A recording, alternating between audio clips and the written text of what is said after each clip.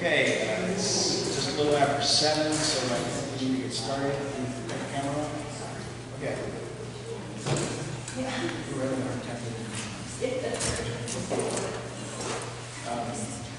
Welcome tonight. We're glad to have you here. I'm expecting to be a lot of people here as we get further into the evening. This is ANC 34G. I'm the chair, Randy Speck. My selected district is the area between Nebraska and Utah and Broad Branch. We'll first of all introduce the commissioners. Becky, you want to begin? Hello, everybody. I'm Rebecca Madak. I'm 34G04. I have moved on to Broad Branch, kind of said basically kind of Nebraska, Morrison, and Lafayette Elementary School. Hi, everyone. My name is Abraham Clayman. I'm the commissioner for ANC 34G01, which represents Hawthorne and Park of Longview. Greetings, it's Chris Rombolui, 3G07, Commissioner for the area bounded by military, Reno, Nebraska, and Nevada.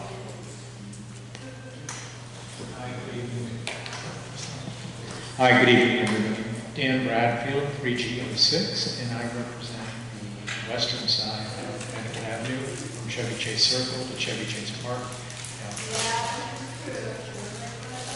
Okay, we have 5 commissioners here.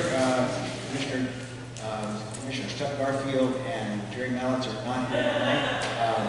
But we do have a quorum, so we can conduct business. The first thing is the adoption of our agenda. There's one modification to the agenda that was posted on the listserv and on our website. The application for a special exception, zoning exception for 3802 Joslin Street has been withdrawn. And so we've taken that off of our agenda for the night. That gives us a little bit more time to do some other things too. Okay, with that modification, all those in favor of adopting the agenda? 5-0. Okay, the first item, as we usually do, are community or commissioner announcements. I have a few. The first is that for those of you who missed it, we had a very good candidates forum here at the Community Center on October 16th. And we videotaped it as we do with our meetings. And so it is available on our YouTube channel. And all of the candidates were here for that. Anita Bonds had to leave a little bit early, but otherwise all the candidates were here and answered a lot of very good questions. So it was very helpful, and I think it would be useful for anyone looking to learn more about the at-large council race. Also, I'll remind you that early voting began today, actually, at 1 Judiciary Square, and it begins here in the Community Center on the 26th. And the hours for early voting are from 8:30 until 7 p.m. So everyone should get out and vote. There's a crime prevention training program. This is combined with neighborhood watch training. That's going to be held tomorrow night, October 23rd. That's going to be at the Jellis Recreation Center, which is 3265 S Street, Northwest. And that begins at 7 o'clock. If you'd like to attend that training, you need to send an email to Samantha Nolan at nolantutor@gmail.com so she can know who's going to attend. The final announcement I have tonight is the Spooktacular, which is an annual event that is sponsored by the businesses along Connecticut Avenue and by the Chevy Chase Citizens Association. And it's from 4 to 6 on Halloween evening, October 31st. There will be trick-or-treats all the way up and down the avenue for all the businesses. They'll all be open. And, it's usually a very good event with lots of people dressing up in costume as well. Also at the community center, they will have some Halloween activities as well, described as games, tricks, treats, and more. And that's also from 4 to 6. So those are the only announcements I have. Becky?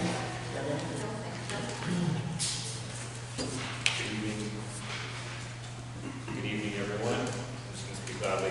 Good evening, everyone. A couple announcements. There was a Hawthorne block party recently. The Hawthorne Block Party was recently, and it was a great time. A few highlights from the block party: we reunited a lost dog with its owner. That was great. Henry was reunited with his owner eventually, at long last. There was a 50-50 raffle and dessert contest. It was a lot of fun. So keep your eyes out. It's usually in October, and they're very enjoyable. Similarly, there will be also a pre-trick-or-treating event for kids and families at the intersection of Dogwood and 31st Street in Hawthorne on October 31st from 5:30 to 6:30. So if you live in the neighborhood or would like to come by and see what that's about, you should. You can contact me for more details, but you can also just show up at 31st in Dogwood, Hawthorne on October 31st. No, they can come. They go to 31st in Dogwood, then you can go to the Avenue, then you can go trick or treating. So you can do both. You know what? You got to pick. I'm at dessert. Okay, get it all figured out. Got them all. And then sugar high for everyone. Yes. Yeah. Be careful.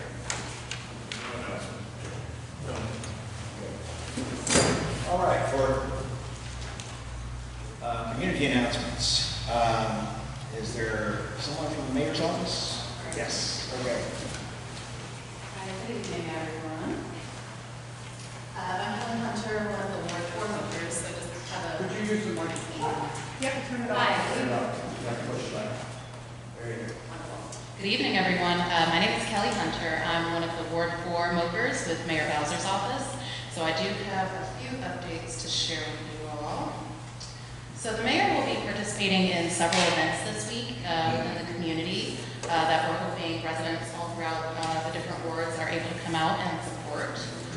Tomorrow, Tuesday, at Garfield Elementary School in Ward 8, the mayor will be participating in a slow down campaign at Garfield Elementary School. So it's basically a way to encourage motorists to practice caution, especially in school areas, to ensure safe streets. So that will be taking place from 2:30 to 4 o'clock p.m. at Garfield Elementary at 2435 Alabama Avenue Southeast. And this Friday, Mayor Bowser will be participating in the groundbreaking ceremony to kick off the Child and Family Development Center at the House of Ruth. This is also in Southeast, and this will take place from 3 to 4 p.m. And this Saturday, the mayor will be stopping by at the Barnaby Woods Block Party. So that's this Saturday, October 27th. The event is from 4 to 6:30 p.m. and the mayor will be stopping by. So we're really excited to be able to engage with some of the residents. And as liaison with the office, are there any particular questions or issues anyone would like to raise with me? And I can check back internally or assist as necessary.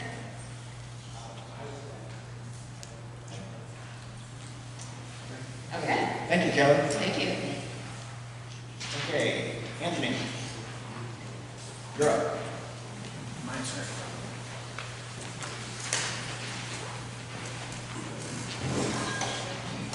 Good evening, everybody. My name is Anthony. I am from Councilmember Shea's office. I have a long-ish list of things to talk about related to the election coming up. Election day is November 6th. In the district, we have excuse-free or no excuse absentee voting, meaning that you can vote by mail without an excuse. If one does want to vote by mail, you have to submit an application in the mail to Board of Elections. I have included a bunch of those applications with me. I will leave them in the back. There's about 12 here. You have to fill these out and send them physically to the Board of Elections. If you call and request an absentee ballot, they will just send you this application, which you have to send back to them. So if anybody is interested in absentee or vote by mail, which are the same thing, pick up this application that I will leave in the back. One thing I wanted to note about early voting, there is a second Ward 3 location that is available for early voting. It's the Cleveland Park Library. This year, Board of Elections has designated 2 locations in each ward for early voting. So for Ward 3, it's this community center and the Cleveland Park Library. In Ward 4, it's the Emory Heights Community Center and the Tacoma Community Center.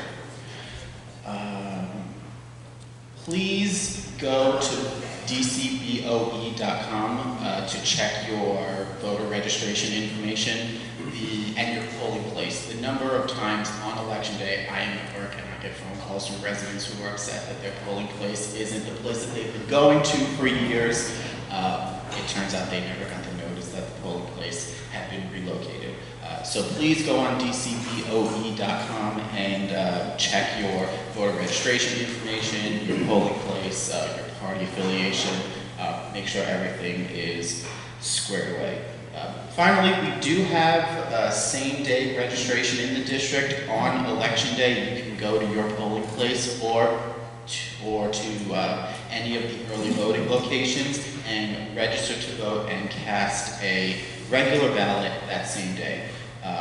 If you do ask to do same-day voter registration, the polling place staffer will ask you to fill out a voter registration application. You will be asked to provide a government ID or some piece of government or some government document that has your name and address on it in order to go through that process. And you have to take an oath saying that you are eligible to vote in the district. But you can do it. So if you are not registered to vote, please feel free to take advantage of that opportunity. And that's all I have. I'll leave these applications in the back. Stapled to them are instructions on how to fill them out and to where to send it. Thanks. Thank you. Jackson.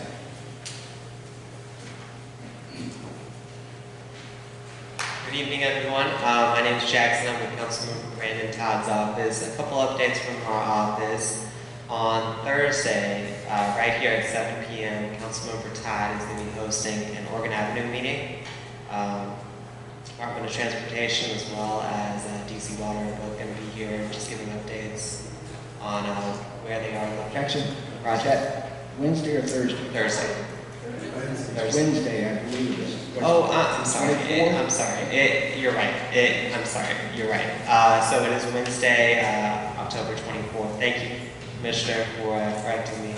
And then also on Thursday morning, Councilmember Todd is hosting the Ward 4 State of the Senior Address. So it's an annual event that Councilmember Todd has been doing the last 4 years. We have vendors from district government, nonprofits that serve seniors. It's a great opportunity to learn more about what's out there. So that's going to be this Thursday at 10 a.m. and that's going to be at Riggs LaSalle Recreation Center. So that's on the other side of the ward at 501 Riggs Road Northeast. And I also have newsletters in the back on the table. This information is provided there. And of course, I'll be here through the duration of the meeting, so happy to talk about any issues as they come up. Great. Thank you. Thank you, Jackson. Okay, John Green is here from the Attorney General's office, and I guess an announcement. Hello, good evening, everyone. My name is John Carlos Green, and I'm the Community Engagement Coordinator for Attorney General Carl Racine. He sends his regards. I'm here to talk about mandated reporting. It is district law to report child abuse and child neglect. Everyone over the age of 18 who has reasonable cause that they know of a situation needs to report this. And there are mandated reporters in a category which falls into school teachers, social service workers, day workers, and those folks are also mandated to report. And that not reporting can be a violation of either $1,000 or 180 days in court.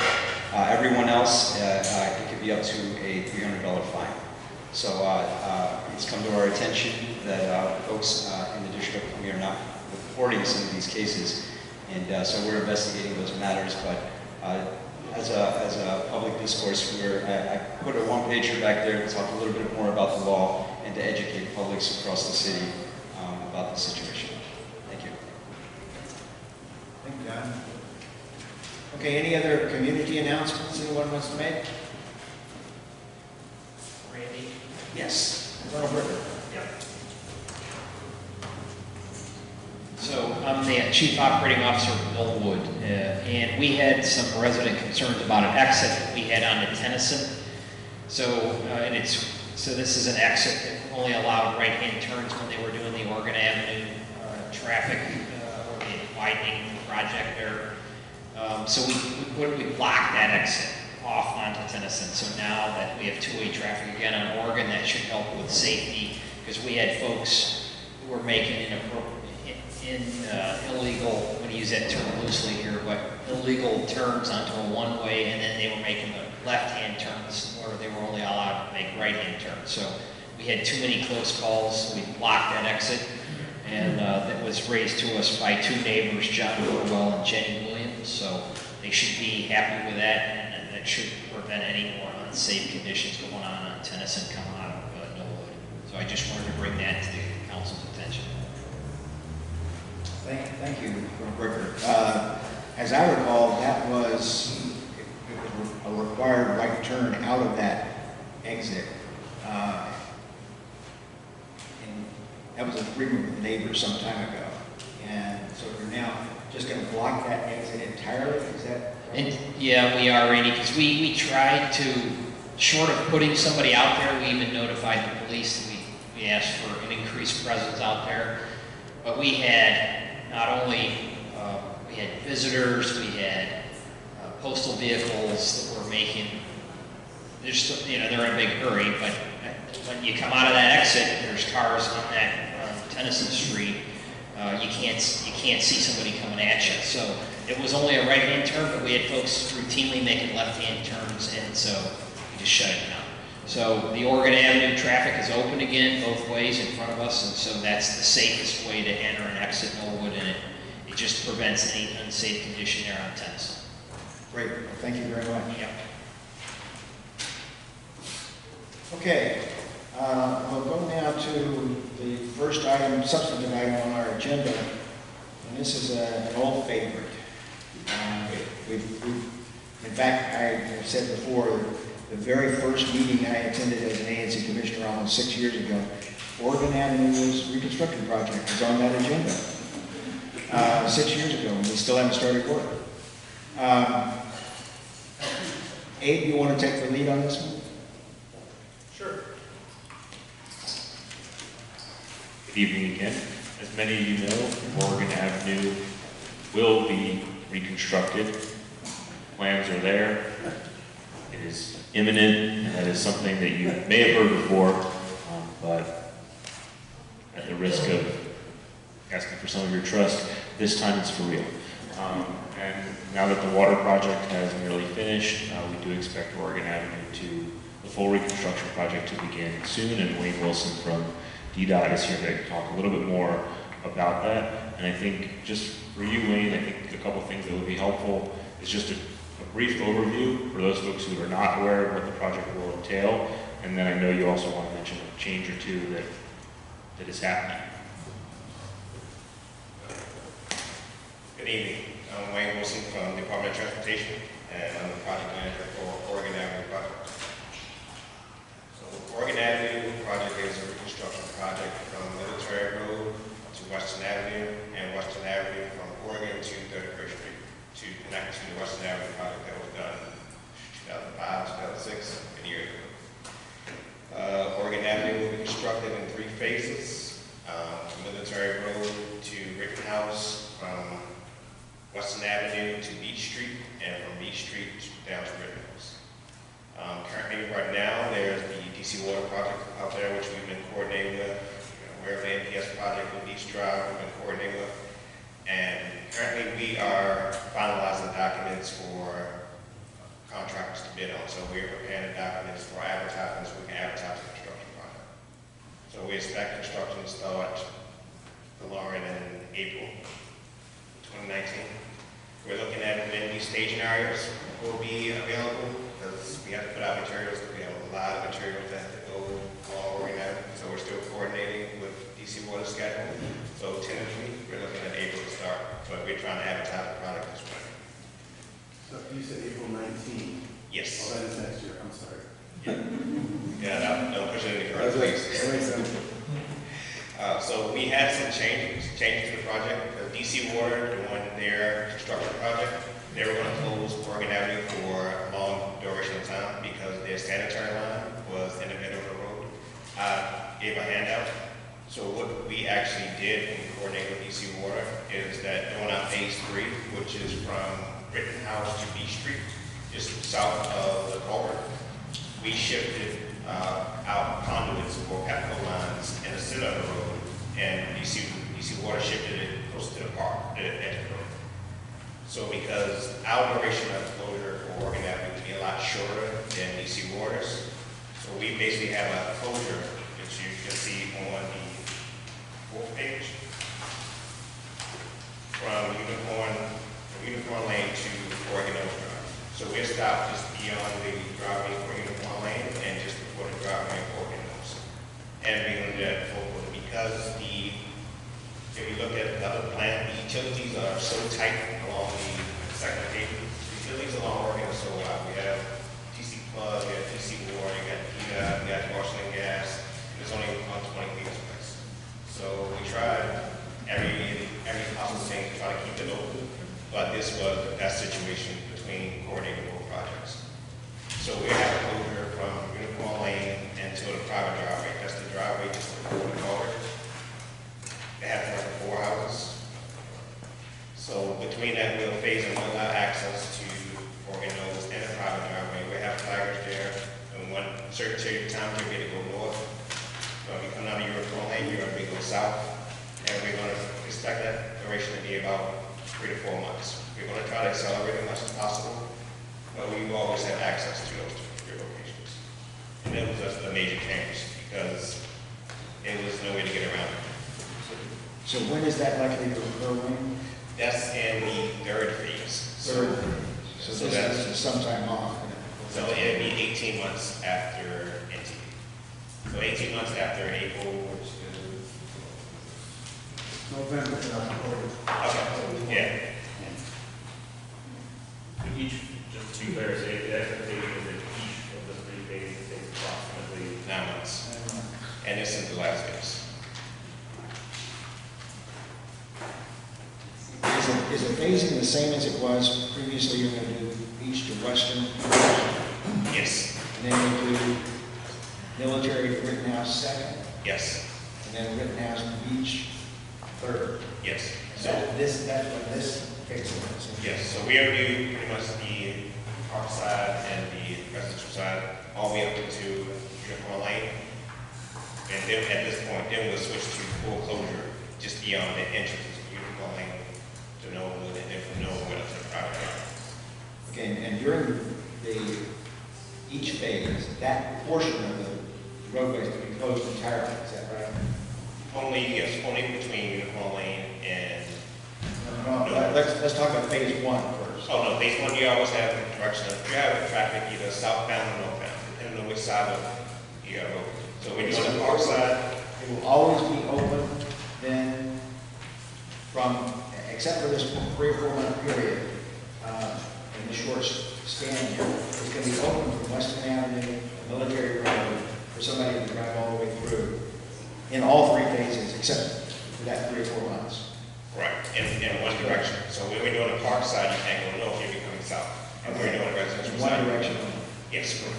Just to be clear, so when you say one direction, do you mean that there would be the flaggers who would be saying stop and slow?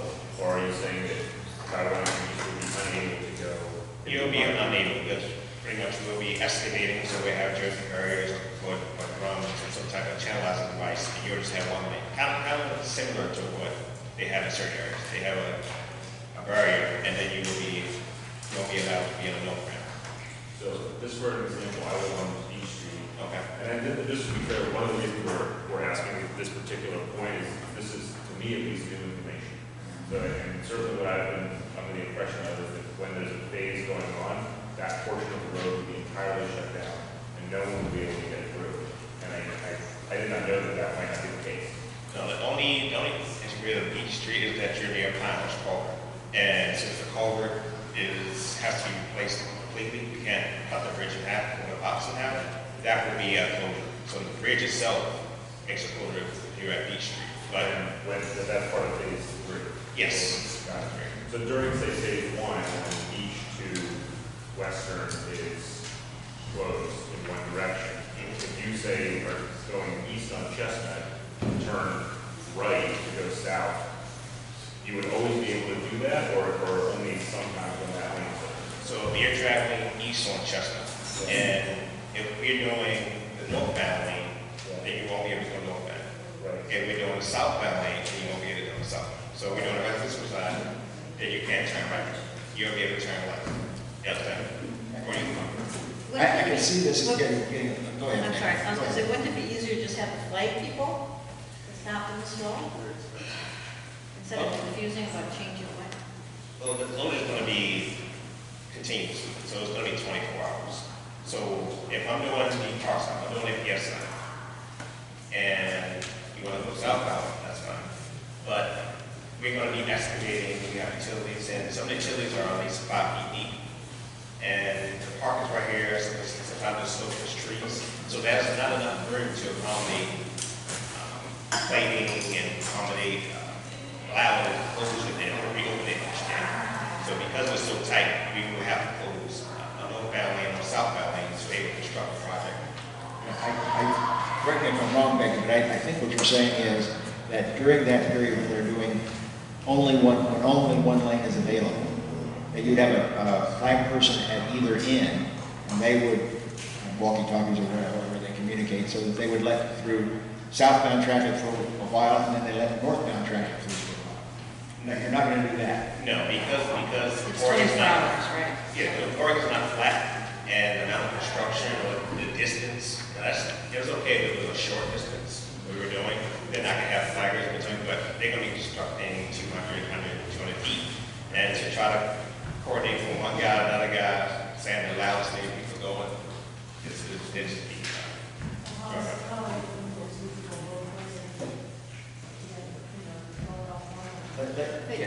Let's hold questions for a second until the commissioners have asked their questions, then we'll take them from the community so we can get everybody to hear you. Okay, Becky, do you have anything else? Dave? I just want to acknowledge that I think that's good news. And while it may have come to be confusing as to which lane is open, I hope that DDOT is intelligent about how it's communicated, but that's good news. I mean, I think most people were under the impression, I certainly was under the impression that for the next 2 years, you would never, under any point, be able to travel full away from the road. What I hear you saying is that at points you will be. Yeah, you're going to have one lane in each direction during certain phases. The first page is a simple detour plan we have. I can look at the first page. And it's kind of it's also, we have a question I can load it on the website. Maybe like the detour plan, so I can send it to the commissioners as well, if they have to distribute. Or, and it breaks down like the phases, what phase A, phase B, and what side that means, and what detours we expect. Or I can send that as well. Have you gotten far enough in your planning to know how you're going to communicate these changes? For instance, let's assume in phase 1, the northern portion, you've had the southbound lane open, and now you're getting ready to open the northbound lane. How are you going to communicate that to the public so that people will know that there's going to be this abrupt change? Well, we definitely come to you and have, prior to we need the changes, we would come to you saying that we have these expected changes. We'll put it out on Twitter, we'll put it on the website. Other meetings, we did flyers. We try to reach out to as many surrounding areas to say that we are having this change and we expect the date and when it changes. And usually we have arrow boards and indicating that a significant change going to happen, and we have those strategic locations around the project. And what I'm thinking is, this is a lot of commuter traffic comes down Oregon. So it's going to be people in Maryland, and they're going to have to know that this is going to happen. And it's going to be difficult, I think, to communicate. And also it's going to change then the alternative detours that people will take. They're not going to take necessarily the ones that you've laid out. They will find another way to get through the neighborhood. And we're just concerned about how that's going to affect the rest of the neighborhood. We are expecting a lot of cut-through traffic. Even when traffic backs up, we try to find the easiest ways.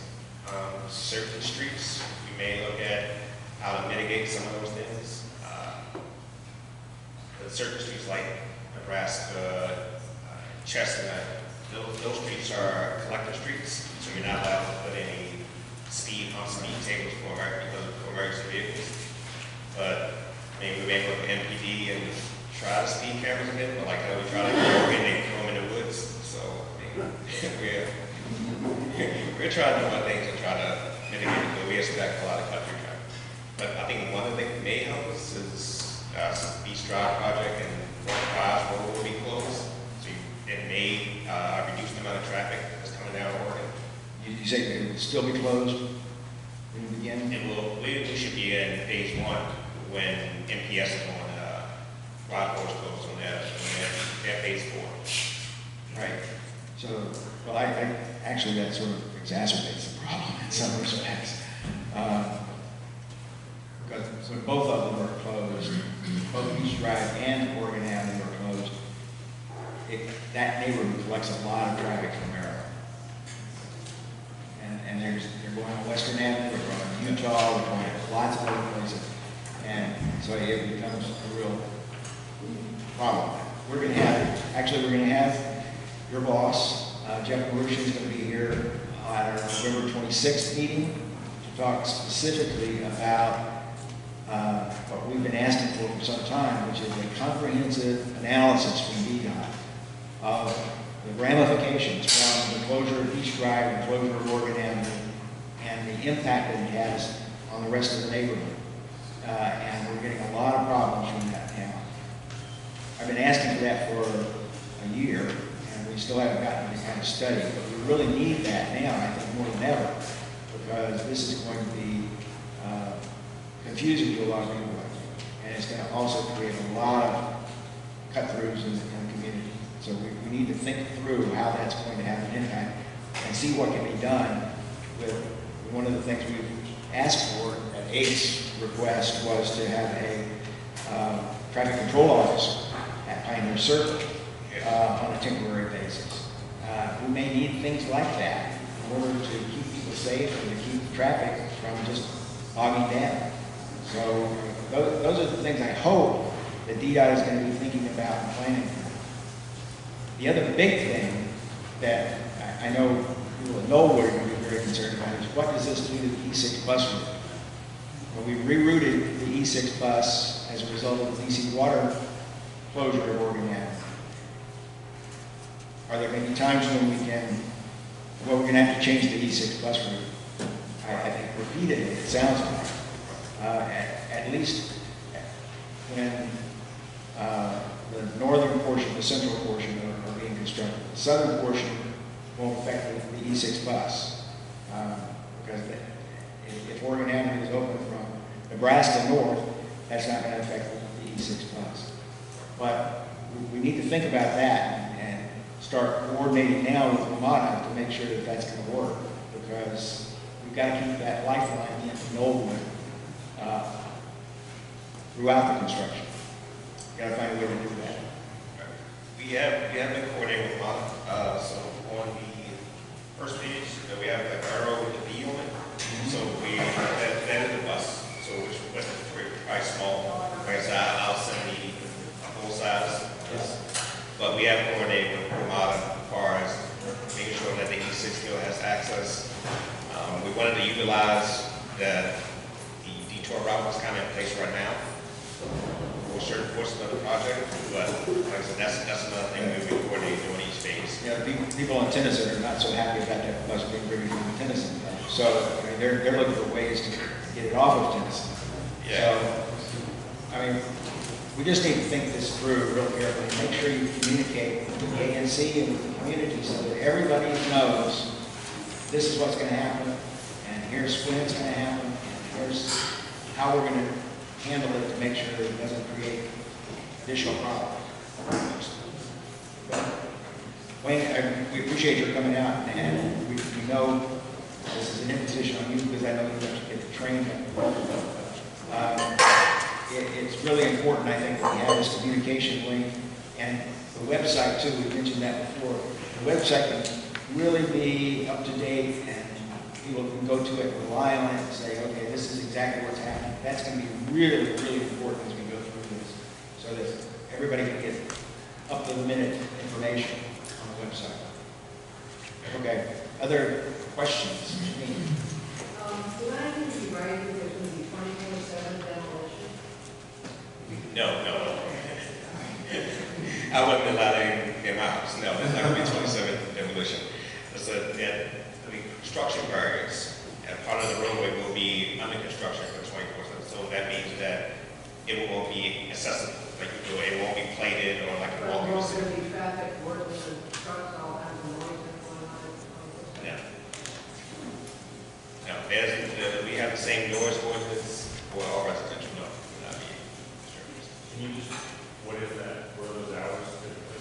Typically is 7 to 7 to 7 to 6. Yeah. Can I ask another question? Sure. Wayne, has there been any change in the lights that are expected on that roadway? Currently, we are down to a temperature of 3,000. I know they're testing 2,500, but if they are approved, it's not a problem for me to incorporate. Okay, we'll have a conversation about that later, if you don't mind. Okay. Yes. Does the Wise Road closure going to affect any of that as well, since it's going to close probably before you guys even start, but that would come out right onto Oregon if the western section to Beach is the first part?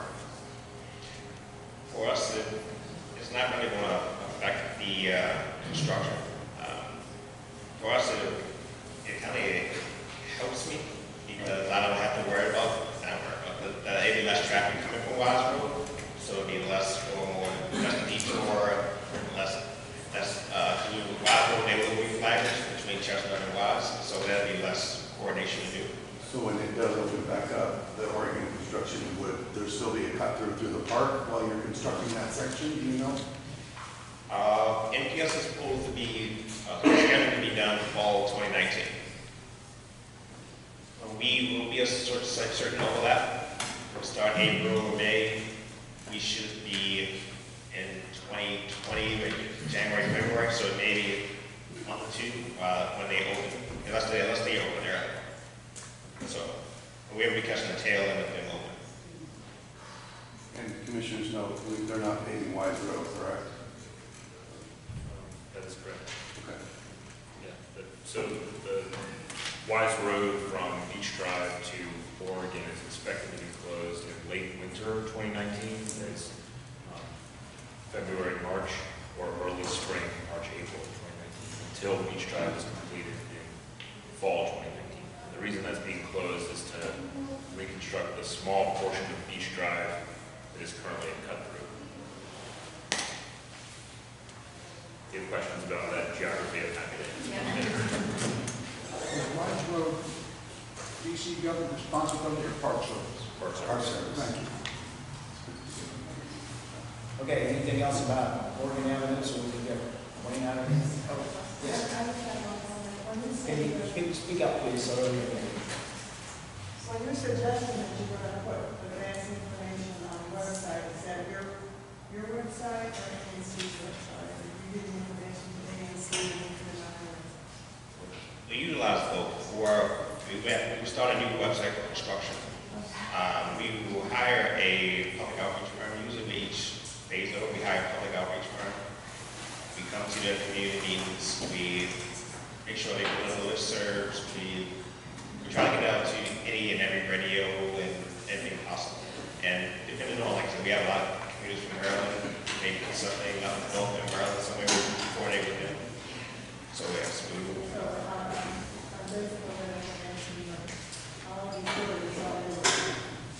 Yes.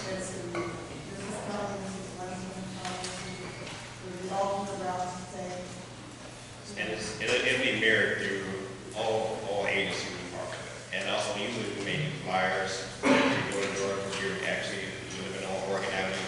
We probably have a couple of meetings prior to any phase changes. You know, because you should, Yeah. We really want to have the DDOT website be the place to go. That's the single point of contact. That ought to be the gospel about what's going on. The ANC will have a link to that website, but we're not going to be able to keep up with all the details of what's going on. So it's going to be their responsibility to take that, keep the public informed through the website. Janine? Can we ask them to send something to the listserv so that we can have access to, kind of updates periodically? Because we get from the police department and other agencies, if they can access the listserv and give us periodic updates. Well, what I hope we're going to do is have that website, and anybody who ever wants to know anything about Oregon Avenue will go to that website. And we can post it on the listserv regularly, but what it ought to be is people go to the list, to the website, the DDOT website, because that's going to be the authoritative source.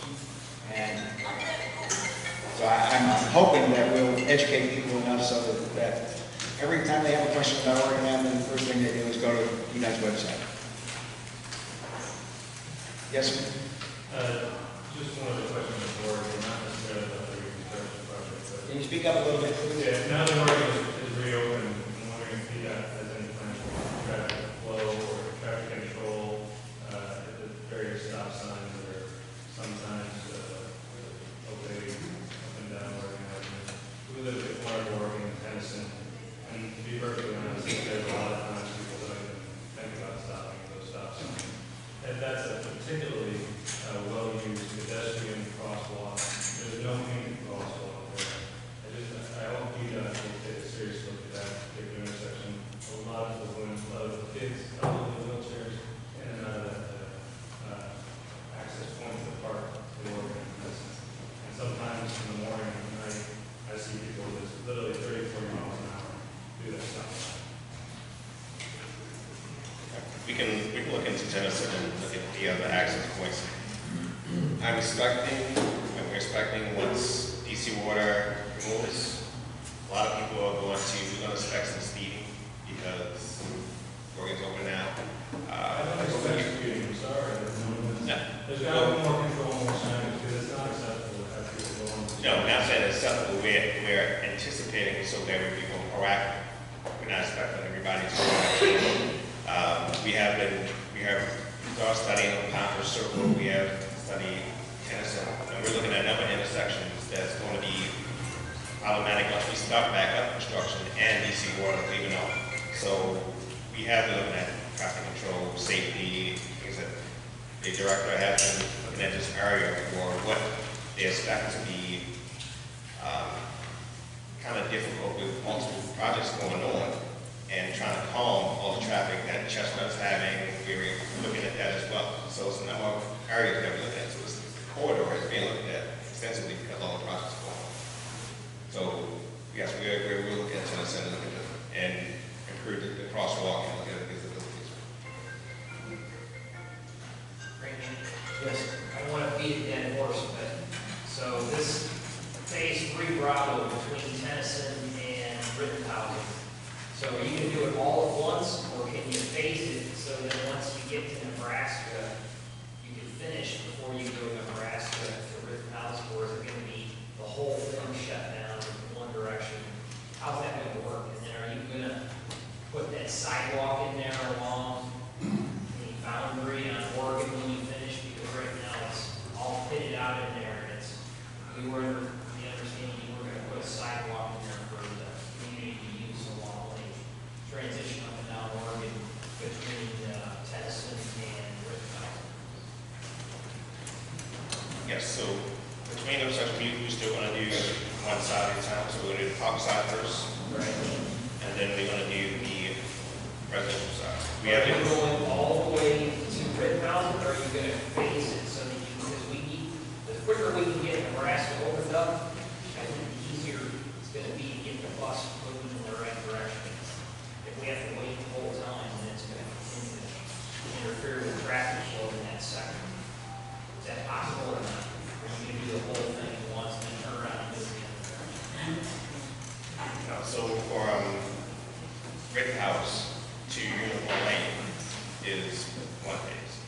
the bridges first, Thomas Culver's first. Then the section we do the park side from Rittenhouse all the way up to Unicorn Lane. And then we'll do the residential side from Rittenhouse to Unicorn Lane. Then we have the other closures. So we have been coordinating with Norwood. We understand the emergency vehicles that needs to be there. We understand the access. We heard about the triangle that blocks traffic for making a left, and that we talked about removing that. So we've been talking about Norwood for many years. They said 6 years. I've been to Norwood a couple of times. So look forward to getting that out there. Thank you. Okay, we're going to have to let Wayne go and get on to some other issues now. So thank you, Wayne. We'll expect to see you often.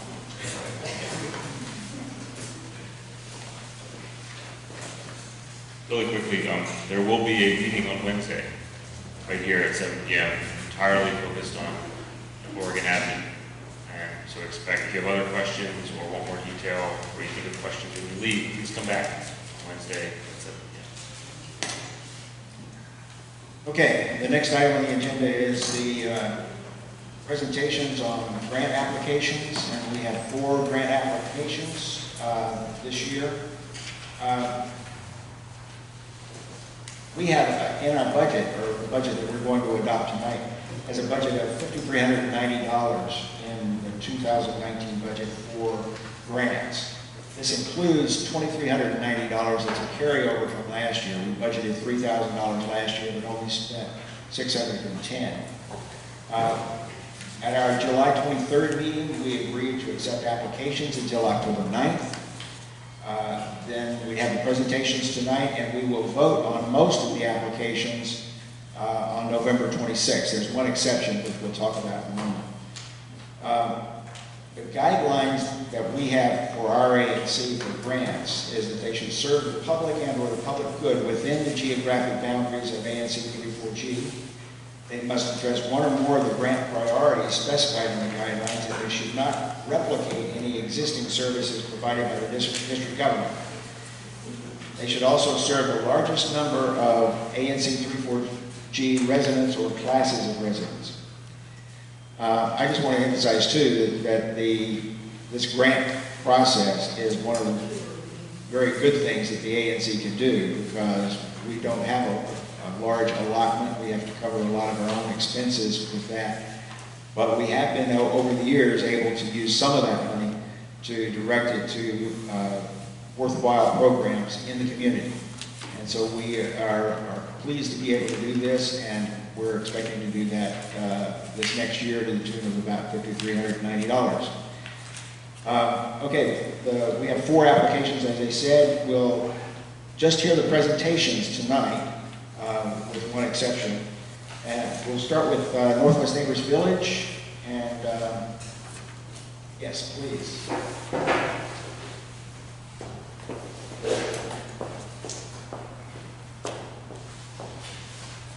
Good evening. My name is Stephanie Chong. I'm the Executive Director of Northwest Neighbors Village. Actually, one of our founders and board members, Janine Mann, is also here tonight. And we come to the ANC to request $1,500 to help us to initiate a new database and website. The initial fee to do so is $3,000, so we have also requested the other half from ANC 3E, which is also a part of our catchment area. Northwest Neighbors Village provides almost 8,000 hours of volunteer services a year to help older adults in the community to age in their community, to access transportation to medical appointments, grocery trips, as well as social events. And we do that with 2 employees that don't work full-time, and are only able to do that because we have 150 volunteers who do all of the great work that is Northwest Neighbors Village. I mention those numbers because it takes a lot of work in the office time, or on the office side, to coordinate all of those services. And we have outgrown the system that we are currently using and really limping along with an antiquated system. We're hoping that this database will not only allow us to work more efficiently, allowing us to provide more enhance services and programming to our members. But as a website, it will also serve the community in terms of promoting events that happen in the community. Chevy Chase Day is one that we promote very widely. We mentioned the ANC meetings that are happening in the community, elections and so forth. So this would really allow us not only to serve our current membership and volunteers, but also the community at large who can call on us as a resource. Okay, thank you, Stephanie. One question I had, you're asking for $1,500 from us and $1,500 from ANC 3E. What if we approve the grant and 3E doesn't?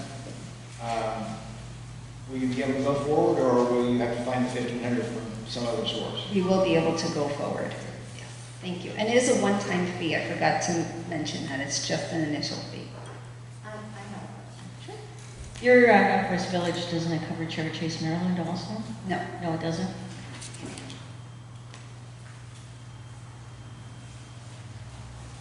Any other commissioner questions? You already presented to ANC 3E? Yes, last week. Okay, what did they say?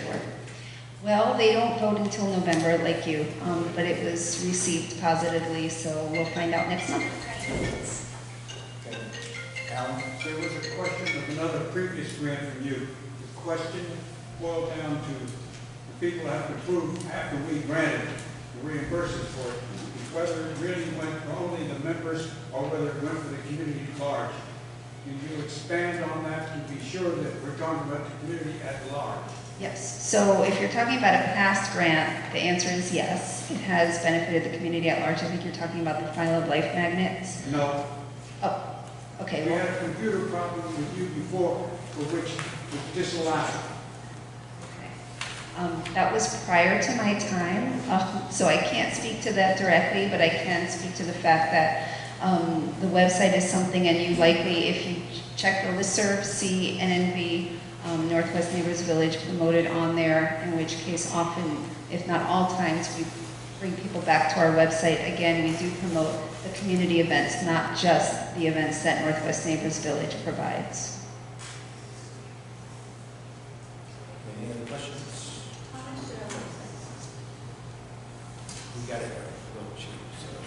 This is going to be different. Yeah, this is actually a data management software, so it's actually allowing us to keep data in one place without having to have 4 or 5 different Excel spreadsheets to manage information. It also allows us to match volunteers and donors automatically without having staff time to finesse that to the degree that we do now. So it's both a website as well as a tool to allow us to work more efficiently. Okay, thanks, Stephanie. Thank you. Like I said, we'll vote on this at our next meeting. Okay. Wilson Crew. You mind if they come and join you? They're very proud. Sure. We can get on the video that way.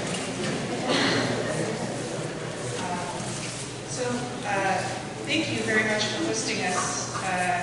We really appreciate the opportunity to submit this grant. My name is Stacy Dean, and I'm the one who pulled the grant together. These guys just got off the water at 6:30 this evening. They rushed home, hopefully showered, ate dinner, and came here. And I'm really glad they can be here to see the good work that you do, not just in the grant making, which is the fun part for us, but the care that went into the discussion about Oregon Avenue. A lot of thought goes into making our community a better place. So Wilson Crew is the oldest high school rowing program in the district. It's the only public school program, and we take rowers from any high school in the public school system. We're based down in a boathouse in Georgetown, and we have an operating budget each year of about $170,000. We raise almost all of that on our own through parents and fundraisers and family and friends. But and these guys are amazing. They race regionally across the country, and they do a wonderful job. We do have a decaying, what's the right word, capital. We need new boats and new oars and new equipment to keep them on the water, and that's what we came to you all here for tonight. is to help us buy a new set of oars. So that's what the proposal is in front of you. If it's okay with you, can I let them introduce themselves very briefly? Sure. So name and number of years you've been rowing. You will start with Enzo. You have to speak loud. Yeah. you have to talk loud. I'm Enzo Lacqua. I've been running for 4 years now. I'm Emmett Patterson, and I've been running for 3 years. I'm Alex Strauss, and I've been running for like 2 years. I'm Owen McCurran. I've been running for 3 years. My name is Kelsey Smith. I've been running for 3 years. My name is Evelyn Smythe, and this will be my 4th year running. So do you have any questions for us? Just a second, Alan. We'll take commissioner questions first. Yeah, Dan, go ahead. Just out of curiosity, how many of you guys go on to collegiate? It's a mix every year. Last year, there were quite a few of the seniors went on and rode in college. Are any of you planning on? Yeah, I'm reaching out to some coaches currently, actually, so they just replied to me. So yeah, we had a girl last year who was on the varsity team. She was recruited to Temple University, and she was their fastest ever. And she just raced yesterday. We got to see her. So yeah. There's another male rower from this ANC who I think is also being recruited. He was rowing in Boston late yesterday and got home late, so he's not able to join us. And the year before, the captain of the rowing team was then out of Harvard and is rowing there. So how many total rowers do you have? There's total, it's about 100, it fluctuates, and a full third come from the Lafayette, this ANC, and actually, we also have a pipeline program at the middle school level, and about 30% of those are all from this ANC. That was Deal? Yes. Deal, and any middle school can send rowers, but mostly it's Deal, yes. You mentioned any middle school or anyone in the district can row. Can you talk a little bit about that? Sure. We are the district's only public school rowing team. The private schools, like St. Albans, have teams as well. We accept rowers from any of the high schools. So Walls is the second largest high school that sends us rowers. And we do attempt to recruit from other high schools and offer scholarships, but we have, most of the rowers are from Wilson. What is the fee to row at Wilson?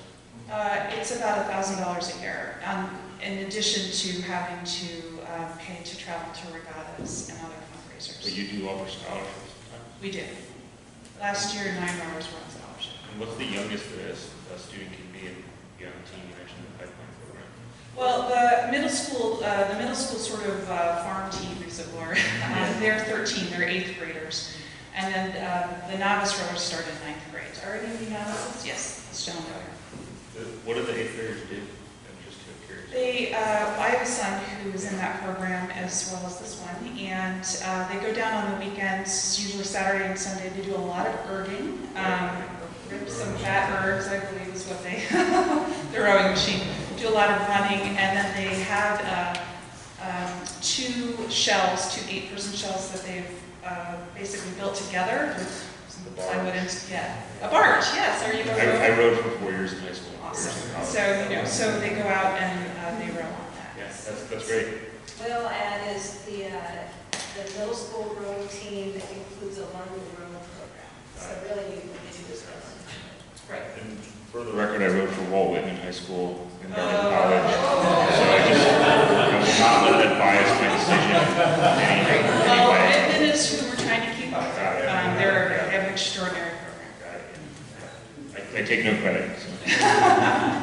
I do want to add one quick, any one of these guys can tell you why they love it, so I'm sorry. I wanted to add one, but you have to go if you ask. Yeah, I just have one question. I don't think you've answered this yet. What is the percentage of your rowers that are from this ANC approximately? 34% this year from this ANC. Yes, and that's typical in most years. At least while I've been, just a few years. I also wanted to flag on the grant application, Ms. Van Pelt very helpfully pointed out to me that we did not have a full history to the best of our ability to research in our records. hadn't been aware that we had had a grant from this ANC before. But we, at her urging, and I appreciate that, we checked back with a former board president, and we found one, which I emailed today, from 2013. And I think that was for the rowing machine. Yes, actually. yes, we have a lot of those. Yeah, I remember that. Okay, well, thank you for that, and we apologize for that mistake. Yeah, I had one other question, and that was there was a post on our community listserv this week about the purchase of 2 new shells.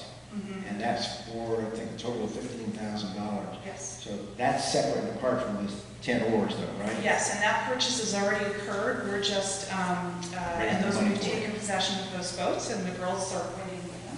Yeah. And the oars are on top of that. There are a total of about 8 boats, and the oars need to be replaced on a pretty regular basis. Right. I think you said in your application that oars last for 10 years, About 10 years, yeah. approximately. So this If would be the boys don't break them.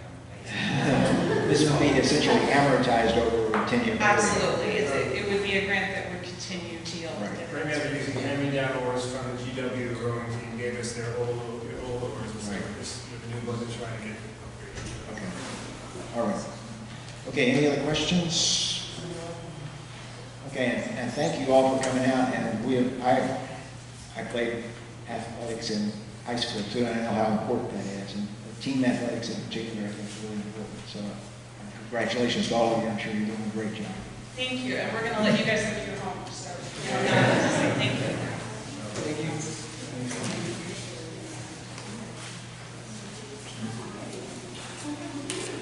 Okay, the next grant applicant is Chase Art, CHR.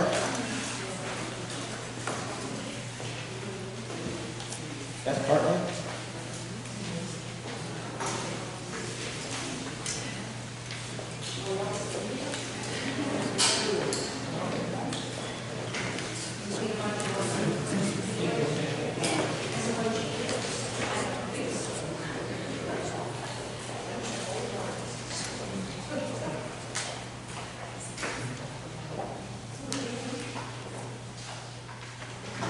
Hello, can I start, please? Yes, go ahead. Hi, my name is Pam Gregory, and I'm here with colleague Kirsty Little, and we're going to present about a new group, Chart, which represents Chevy Chase artists. We are a brand new group. We started in January 2017 by asking people through various listservs, are there any other artists in the neighborhood? And now we have a total of 71 members, but we still are in the very early stages. We have, there's one protege that was a Lafayette student in Deal, and now he's at Wilson, and he's a member, and we have members in their 90s, so we do run the gamut. And we don't say no. We believe that art is an expression, and we do not critique or exclude people because we don't make those kinds of judgments on people's artwork. We do so. We have everyone from beginners to masters. We have a lot of people who said, you know, I took some classes in college and I really enjoyed it. And I really want to get back into it. So that's who we are. We're visual artists. We do have a notebook of some of our artists' art, if you are interested in seeing them. Some of the things that we've started doing is on Fridays here at the community center, there's an open studio. So we go upstairs to the art room and we just paint or draw together. We've been sharing art materials and supplies. We created a co-op of supplies and also art books. Art books tend to be pretty heavy in the price department. So we want to share the resource with each other. We have monthly meetings. We had our first inaugural art show here at the community center. We had 33 artists represented. And we had our opening reception. We had over 75 people attend, which was fantastic. But we even had even more people attend the show over the month. We've had guest speakers, and we plan to do that in the future. and we participated in Chevy Chase Day. We had 2 tents over here between the center and the library.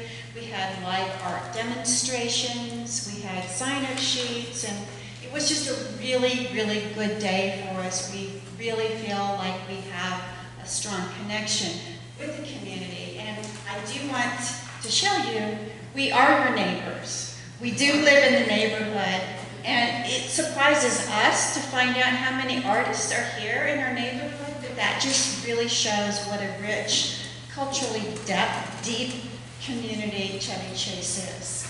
And I'm going to pass the mic to Kirsty. Hello, I speak in English.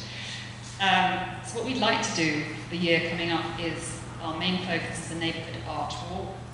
So you can go around and discover all of these artists living in their houses or their studios, see their art and potentially purchase it. At the moment we have 25 artists already signed up for that, and we're anticipating more of our members once we get going will be involved in that as well. We'd like to have a monthly newsletter with shows to see and workshops that we're giving or taking. We want to have critique groups, plein air groups, workshops that are open to the public, and workshops that we have within ourselves. We'd like to be a resource for our community by encouraging and supporting local artists to join us and exhibit, learn new skills. And we want to introduce ourselves to the community as a resource, which I think is one of the most important points, because we ourselves didn't even know that there was 71 of us lurking in the back streets here. And I'm an artist, but I've been mainly hanging out in Mount Rainier, where it's desperately arty over there, and I was thinking, oh, there's no artists in Chevy Chase, but wow, it was super exciting to discover there's really quite a bustling little scene here. And that would be lovely to generate as much as possible. So we are asking for $1,200, of which $700 would go to establishing a website and raising our social media presence, as we have to do these days. That would also include a Facebook account and an Instagram account that we can all feed our information and images into. So we've looked at websites, and we want one that the whole community can use, so it will be a resource for the public to see if there's artists they may wish to contact and commission, and for artists to put their artwork out and be seen. And then at 500 we'd like for materials for the art walk.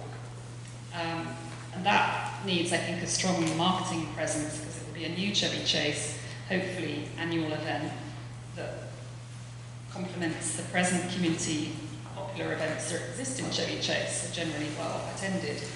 So we wanted to make sure we had a map of Chevy Chase with all of the various houses and studios marked on that, which would probably be the flyer and probably the poster, so the whole thing would be this map of the area to really establish Chevy Chase. And we need to promote it quite heavily because it's our first one. We do posters and small flyers and that sort of thing. I think that's me. Yes. Thank you. Oh, these are all the artists, or some of the artists. Sorry, not all of them, because we can get 71. But these chaps have come along, and they could tell you their various art forms. Would that be of interest, or would you just want to gaze? I think because we're running short for that's time. fine. They're happy not to. Yeah. I'd love to hear more. I did attend the art show that you had, and it was really fantastic. At the opening, got some really good artists here. So. Thank you. I had one question about timing, and that is we have a requirement, and I think it's a statutory requirement that it's in our guidelines, I know for sure, but that the check has to be cut to you within 30 days after we approve the grant, and then you have to spend the money within 60 days after that. And so if I count correctly, after our November 26th meeting, you would have to have spent the grant by February 24th. And I'm just wondering, I want to make sure that you understand that for particularly the spring art walk, that you're going to spend that money before February 24th. Yeah. So that we already have okay. from our group of artist designers working on the actual art map, Right. We were thinking of doing it in November, just gone, so we already had a bit of a rev up to it, and then we realised that we should sit back and really plan it and go for it much stronger Okay. in May. Okay, so it won't be any problem with time? No, we also have a couple of website designers that we've been in contact with to get quotes as well. That was my only question. Yeah. Okay, We anybody all else? have websites. Becky? Yeah, I have a question, and I'm sorry I don't know this, but you're all artists, and I get it, my mother was an artist, but you do these art walks and everything else to sell your art, correct? I think also to show the rich cultural diversity Right, within the all the neighbourhood. pieces would be for sale, so in essence, yourself, it would be, this art All walk work is would be for, I mean, I have installation work that wouldn't be for I'm sale. sorry? I would have some, I can speak for myself, some installation style work that wouldn't necessarily be for sale. Okay, but most of the time, things are for sale, so you have a $35 membership fee you're talking about. But do you have to then give a percentage of what you sell your art for to the group too, to help, because it kind of promotes your art? What we have done so far is if people chose to exhibit, they didn't have to make it for sale. For example, someone might have a very dear piece to them and they don't want to part with it. But one thing that was actually really fantastic about this group is that there was no cuts, there was no commission. And so it was a win-win for everyone because the prices reflected that. So usually, like, I was in a gallery in DuPont Circle, and they took at least 50% of any sales of my paintings. And so I would go in and say, my bottom line piece for this item, I need X amount of money, and then the gallery owner would just double that. And that was great, and it was a great relationship, and I was happy that things were being sold. But if I had a next door neighbor who wanted to buy the piece, I could sell that to them at half the price rather than going to DuPont Circle. So I think it's a win-win for everyone. Yes, Alan? What is your legal status of your organization? Me, right? Artist, hiding as a lawyer in plain sight. We are going to, at some point, become a 501c3 organization. We will not get that done between now and Second February. question I would ask you is if you're going to be selling art or taking any part of it, you know, as a 501c3, that complicates your tax status. It does. You may have to pay. And it does, and we have to have that discussion that we haven't had yet about. Okay, I'm just alerting you to I this mean, problem. you know, whether a membership or not, I would But prefer. you are going to apply for nonprofit status. We are going to apply for nonprofit That's status. And, I mean, you know, the goal of a nonprofit is to serve the community. So, you know, my preference would probably be that if people are selling, they want to donate back to the organization for purposes of the things we do to enhance the community, then that's fine. And they pay the tax, they pay the sales tax. So that's my goal, but we're just beginning of that. I just have a question that's actually more to you, Alan, and the other commissioners. I was under the impression we couldn't get grants unless it was a 501c3 organization. Not necessarily. Not necessarily? Not necessarily. Yeah. I think that's in our guide. It's a little rare to me. We generally follow that, Chris. And I'm an artist, both my parents are artists. But somehow I think some of it's a little gray, the money's going to things that allow artists to sell their work. I'm not sure. It doesn't sound like a total non-profit. Well, the organization is a nonprofit. What happens is, like for the one show that we've had, if someone, first of all, we couldn't sell in the community center. So we had the names and the contact information placards on each piece. And if someone was interested in making a purchase, they could contact the artist individually, and then they would work out the sale and the taxes and all of that. The reason And we do have a treasurer. there's a reason I'm asking this.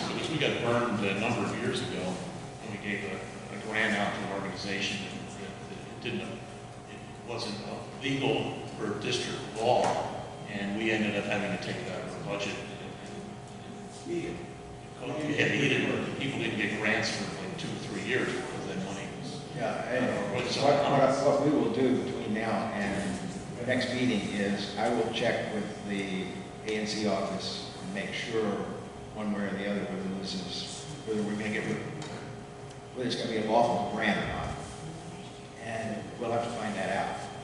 And I'm Marilyn Harrigan. Just to clarify, this would not be a group of artists selling their work as this organization would be selling their work. The organization is to support the artists in the community. I'm sorry, can you talk into the mic? Oh, sorry. This organization would not be an art selling organization. The organization supports the local artists and encourages the community to become involved in art. But as individual, I'm an artist with a business. I would sell my art as part of my business, but not sell it as part of this group. So are there art classes? Not yet. We do have, every Friday, we have artists come to the community center and work together, but it's not a formal class. It's just a group of artists doing art. But it's open. Yeah, it's open for anybody who wants to come. I wonder if it might be a good idea for us to connect the office of the ANC directly to this program. I will talk to Cochran and we'll figure out what to do. Okay. We're not going to give a grant that we're not going to get reimbursed for. If they're going to take it out of our allotment, we're not going to give a grant. Right. The Inspector General got involved in ANC's and grant making a couple of years ago. It's very technical. Well, you know, and this kind of feedback is very helpful, and we really appreciate it. And we know that we're new. We want to learn, and we really appreciate your thoughts and your comments. We'll find out, what needs to happen. Yeah. And we'll let you know when. The whole phrase artists for profit is pretty something. It's just not saying everybody goes together. I'm just concerned that, and I think the other commissioners are also, that this is a grant that's covered under the guidelines. We have to follow the guidelines. It's up to me. Yeah, and we want to be, in the right zone. Right. So we're very eager to comply with whatever we need to do.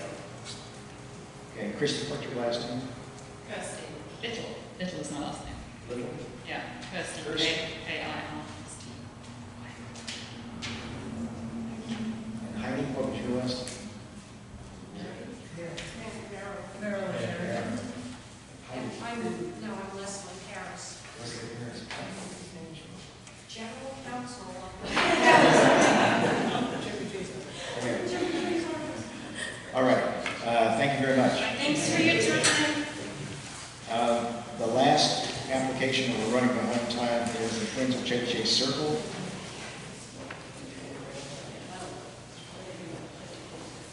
Who's here on behalf of Friends of Chevy? Hi, I'm Nancy Wilson, on the board of Chevy Chase, Friends of Chevy Chase Circle. And I'm not prepared for a presentation. The circle is there. And unfortunately, you haven't driven through it. The Park Service, as you know, is strapped for funds. The Park Service is strapped for funds.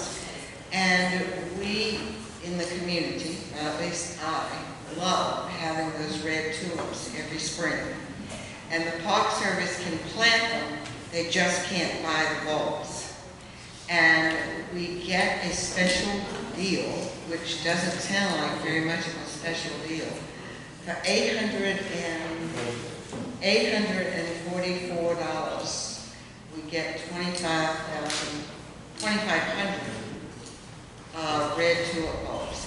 And last year, somebody made the giant mistake of mixing red and purple, thinking it would look great, and it looked very pinky, in case anybody remembers. Anyway, it will be back to the red tulips this year. And we hope that the ANC will give us a grant to buy those tulips. The Friends are working hard to try to keep the circle and to keep the little splinter pieces on Connecticut going north and south. I think they looked pretty good since they were planted this past year. The fountain is running, which is wonderful. The Park Service will be cutting it off soon because of the freeze. And we hope it comes back on next year. But that's a $500,000 item. So we don't have that money. But we do fundraisers, and if anybody wants to donate to the Friends of Chevy Chase Circle, please do so. And you can look at the website, it's Chevy Chase, friendsofchevychasecircle.org. You don't have any questions? No. You were just voting in favor? I was actually just going to throw in a few things. I serve as a liaison between the ANC and this organization. So I'm slightly biased here, but I'm going to be completely honest and direct. This is probably one of the most energetic and well-meaning and organizations we have in our ANC. They are completely dedicated. The Boy Scout troops in our neighborhood come for an annual azalea cutting. Very exciting. You've got to be a part of it. You'll go home a little scratched, but that's, you know. And you find all kinds of things. But the amount of work, and this includes working at, the Chevy Chase Circle actually sits in 5 jurisdictions, has some oversight of it. It's actually an extremely fascinating subject. And because of that, there's actually a problem of the love and the care and taking care of it. And it fell to the wayside, as many of us probably would acknowledge, for many years. This organization came to be, and ever since then, year by year, it gets better and better. They work with the Park Service to improve both the services and work to fix some of the infrastructure. They involve the community whenever possible on, like I said, the azalea cutting or plantings, the like. I think this is just one little thing that we can do to help them that actually really has an impact. I mean, 30,000 cars go by Chevy Chase Circle every day. And this is one of the gateways to the city. And it is a beautiful gateway. And I think we all want to keep it that way. Okay, I'm going to cut to the chase. We can't wait until November 26th to approve this. Dan and I have been talking about this, and I've communicated with Gottlieb Simon as well. We've got to take this up tonight because you've purchased the bulbs. They haven't been delivered yet, you haven't paid for them yet, but they're on their way. And so if they're delivered and paid for before we give the grant will be disallowed. And so our guidelines say that we're supposed to approve or hear the presentation at one meeting and approve it at the next. We can, however, modify that if the commission decides to. And so I would recommend and I would move that we vote tonight on this application so that we can cover the costs and make sure that they're going to get, that we're going to get reimbursed for it. And it won't be taken out of our allowance. Is there any objection to that? All those, I'm going to make it as a motion so we'll actually have it on the record. All those in favor, second? All those in favor of modifying the guidelines for this one instance? Okay. And then I would also make a motion then that we approve this grant application for $844 so that we can have red tulips in our circle. Second. Thank you very much. All those in favor? 5 minutes. Thank you, Nancy. And we look forward to it in the spring. Oh, well, it will be perfect. part if the clock service gets promoted. Right. One comment. I don't know whether to laugh or cry, but the last pole that held up the lines for the trolley line to go around the circle went down about a year ago. Historian talking. Right. Thank you, Alan. My grandfather, great-grandfather was the manager of the company that put up the trolley line. I know. Okay, the next item on our agenda, and I know there are a lot of people who were waiting for this, and I'm sorry we're running late, but this is the presentation on the planned Oregon Avenue Watershed Green Streets project. And I've got just, Julie Pike is here to talk about this from DDOT. I've got just a few introductory remarks that I will make.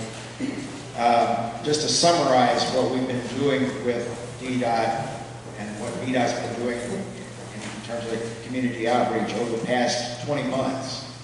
Because DDOT held an initial public meeting February 7th, 2017. And it said at that time it was planning about 30 bioretention cells in the area that's roughly bordered by Oregon Avenue, Chestnut Street, Western, Utah, and St. John's College High School.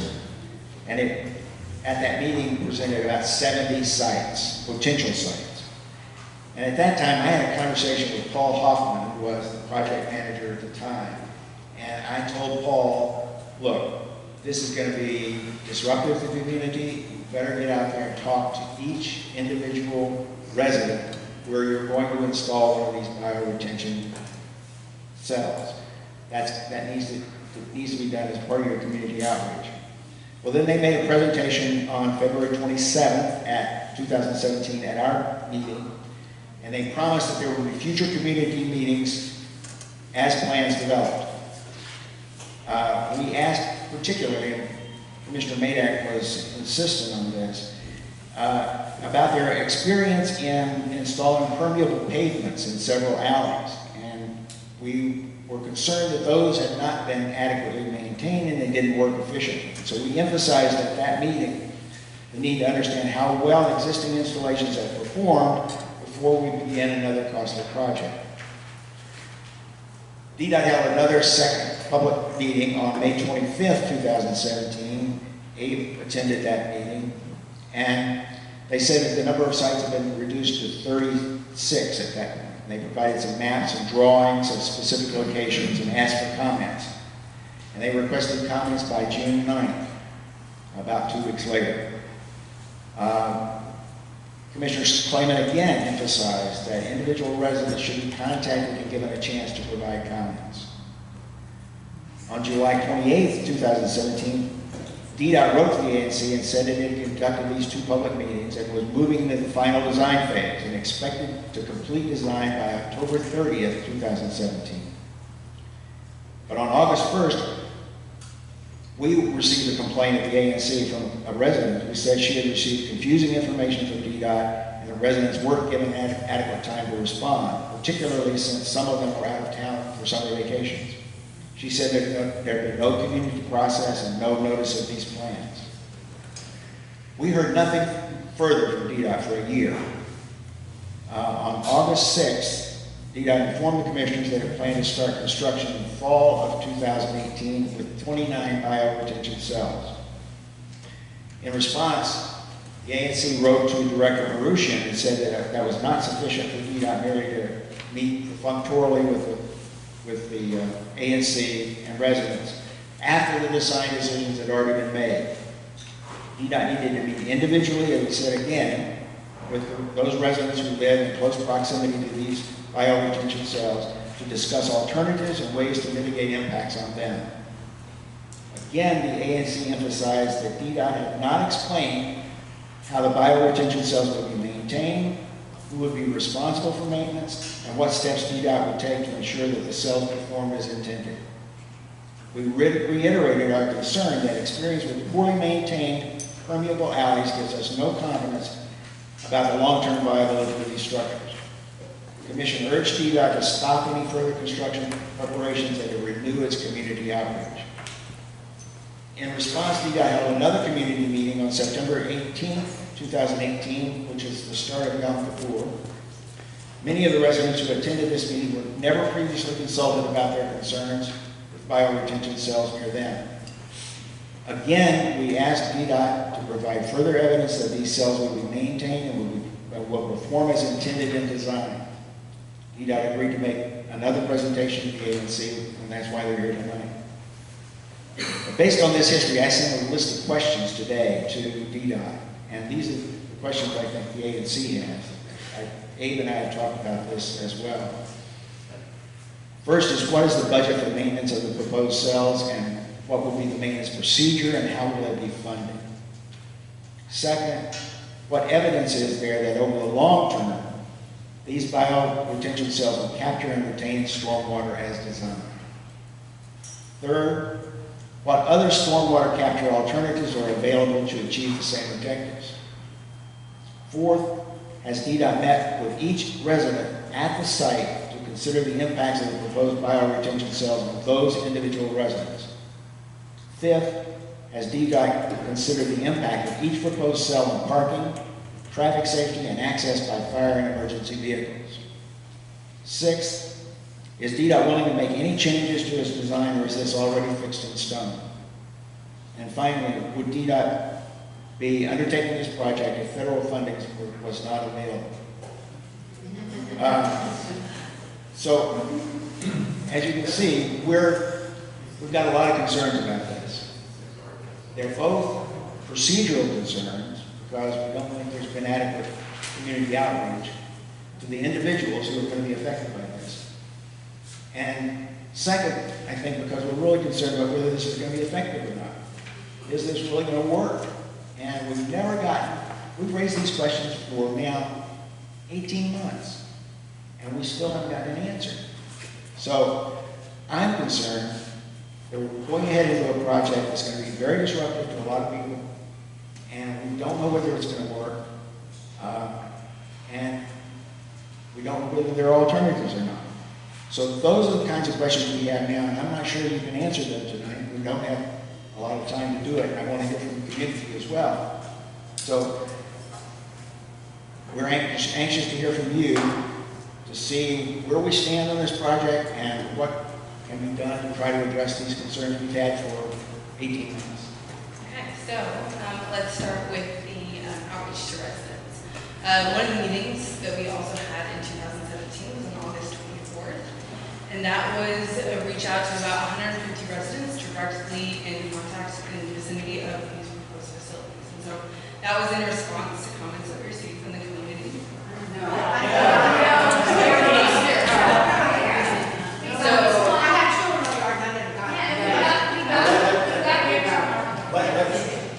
We'll give everyone a chance to talk in a minute. Yes. So from what I understand, I was not on the project at the time, but from the information That's part of the problem, by the way, is you've had a lot of different project managers on this, and we can't get any continuity.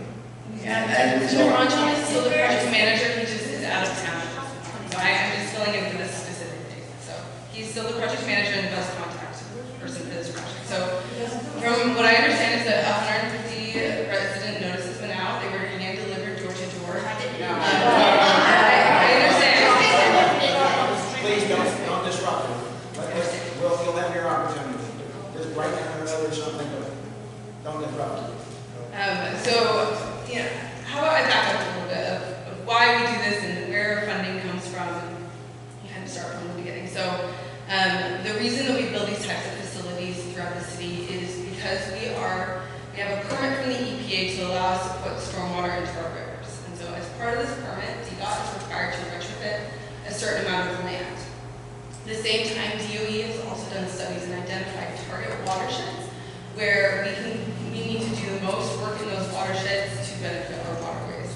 And the watersheds up here, the area of Pinehurst and Broad Branch are two of the target watersheds. And so we worked with DOE, who recently did some stream restorations in Rock Creek, and also in conjunction with the Oregon Avenue project, we identified this watershed. And so we decided to move forward with a design. So we selected as many sites as we could because we understood that during the design process, we would eliminate some. So then those are the meetings that you saw where we went from 70 to 30. As part of this, we also received funding from DOE.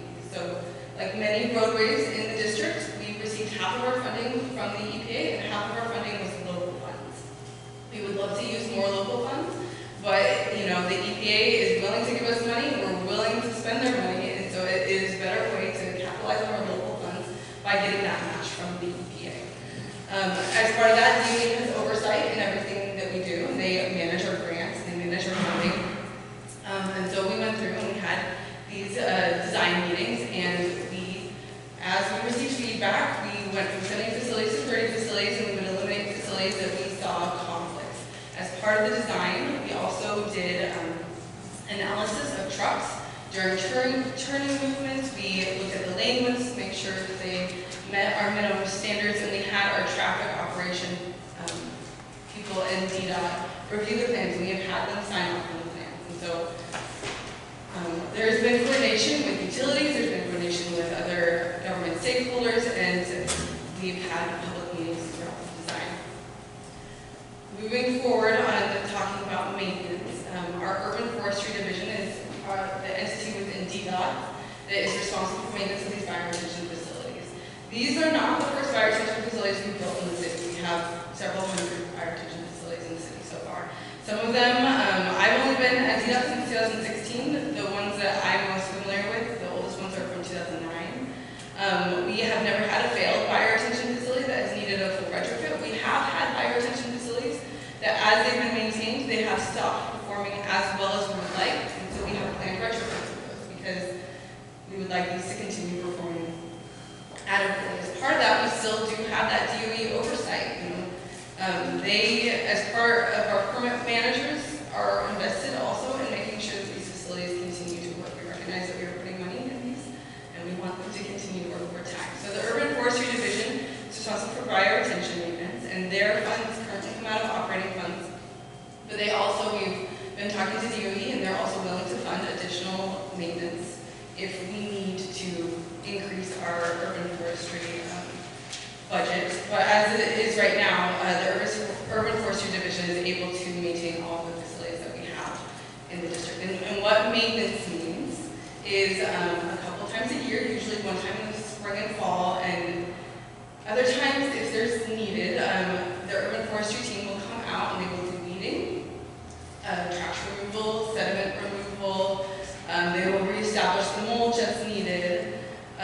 My team, we will frequently, whenever it's raining, oftentimes construction stops and people come inside. My team, we put on our gear and we go out and we check on all of these facilities. We take notes, we see they're performing adequately, and we check in on these facilities over time. For permeable pavements, that maintenance falls to DPW.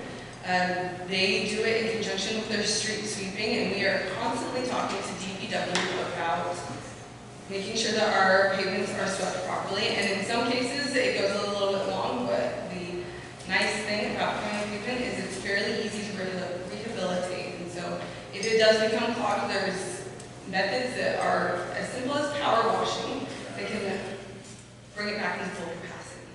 I'm trying to think if I see any questions. I just have to interject here. We have permeable paving at Casada, we have alleyways. We have yet to have that clean. And it was put in about 5 years ago now or something.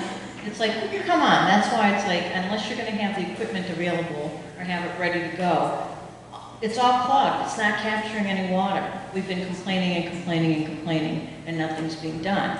So you're telling me that they have a schedule to do this? No, they don't. You know, this is one of those difficult things about interagency coordination. We have given them maps of where our facilities are located. We're continuing to work on this. This is a constant topic. I spoke with DOE about it today. It's one of those things we're looking at pretty much on a daily, weekly basis of concerns that we have. The funds that we have right now are specifically for construction. They're not for maintenance, and so we continue to look for more funds and more ways to figure out how to maintain these facilities.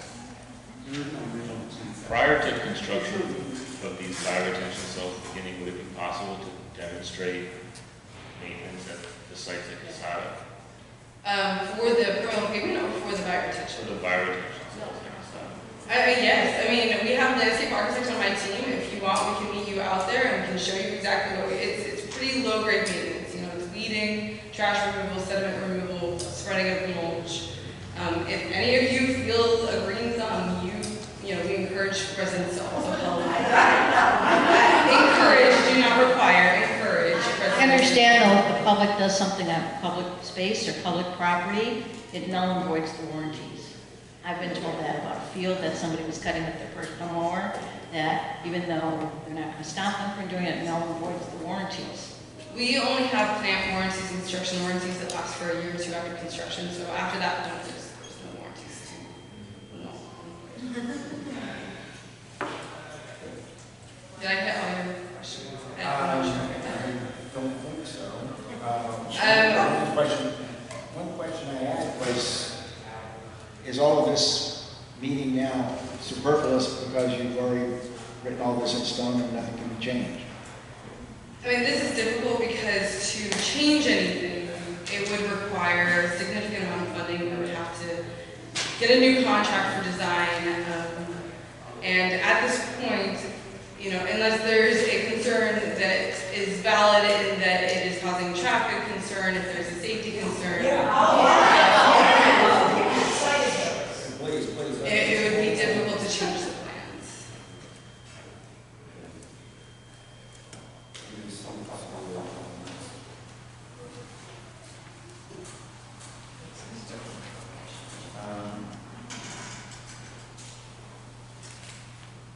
Oh, I think one of the questions you asked was why we choose these types of facilities versus other. Well, yeah, there are alternatives. Yes, so per DOE, we have certain number of facilities, a list of facilities that are accepted under our district regulations. These facilities, for the type of soil that we have, for the type of conditions that we have, for the roadways, these are the primary facilities that we use. These are the best tools in our toolbox in terms of cost, in terms of treatment of water that they do receive. These facilities are something that we are able to build, something that, you know, we are able to maintain, and something that also meets our regulations. And so I think there was a question about, you know, an infiltration type of tank underneath the roadway. Well, you know, most of these facilities that we have actually have under drains because the infiltration is okay, it's not great, and when you don't have great infiltration, even permeable pavement isn't a good alternative, which is why fire retention is the best bang for the buck for in terms of treatment, in terms of space, in terms of the entire capacity. Sorry. How many total parking spaces are these going to take away? I'm not sure of that number. A lot. 70 feet. Can I ask a question? 70 feet, yeah. I have 2 on my property alone. That's all my property. Okay, let's hold on comments just a second. Okay. Thank you for answering the question so far. I think the main question that I just had, and I think Randy alluded to this, is that throughout this process over the last 19 months, our real concern or request has been that you directly speak with residents who are being directly affected by this. When I say directly, I mean residents whose homes in front of which are being built, right? And I think that our knowledge that there has been some effort made to make that happen, but that hasn't happened.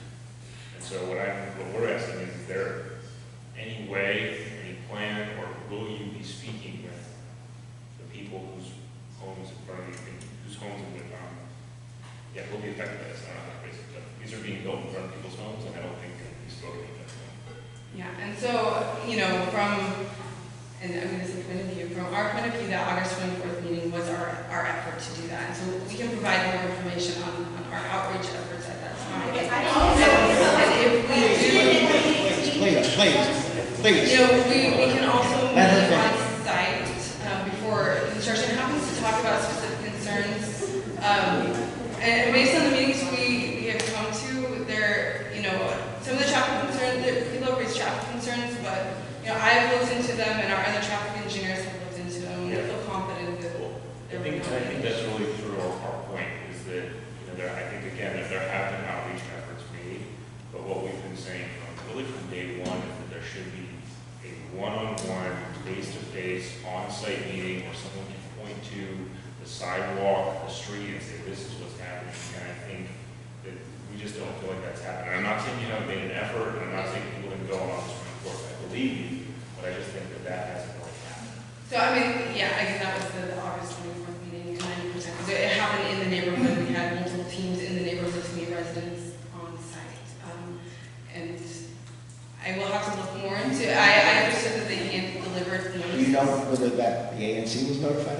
I will have to look into it. I don't think it was, because I went back and looked at all of my records, and I keep pretty good records, and I couldn't find any evidence that we were ever notified of that meeting. I can look into that. Yeah, I have one comment. You said that this is a done deal and there can't be any changes. Is that what did I hear that correctly? It's a very difficult time to do changes. Okay, so what you're saying so why are we having the meeting? These 37 spot locations, if I got the number right, are all decided and we can't change it? I mean, what, is it all or nothing? Is that what you're saying? Not necessarily. I mean, at this point in the design phase, the design has finished. We finished the design, and so generally at this point we were looking forward towards construction. And so to go back and reopen design, we would have to have a very compelling reason of why these facilities are absolutely unacceptable. And I don't know that we've reached that point yet. So you're saying it's all or nothing, right? I'm not the person to make this call. Okay, I got it. Well, I think that lack of having people talk, if it was in front of my house and I was never able to talk to somebody about it, be prepared for it, and see if there are any compromises, and then you come to me and say it's a done deal, I'd be very upset. Because in August too, traditionally everybody's gone. I mean, year after year we have problems, issues and questions. Why are you doing it in August when everybody in DC is out on vacation? And a lot of the government people are out on vacation. You don't get anything done in August. So I don't care if it would be difficult to change the design. I think you need to do more outreach with the community and talk to the people before you're at day of construction to say this is what's happening in front of your house and let them see exactly what it is. Because if I had 3 parking spots in front of my house and you took all 3 of them, I'd be very upset. Okay, we're running out of time quickly, and I'm sorry about that, but we're going to hear from the community now. What I would ask you is each person, let's limit it, if you've got several people on a block, for instance, let's have one person. Please come up here to the microphone and line up. Let's see how many people we're going to have, and I think we can only give people about 3 minutes each, because we really got to get through this, and we get kicked out of here at 9:30 at the latest.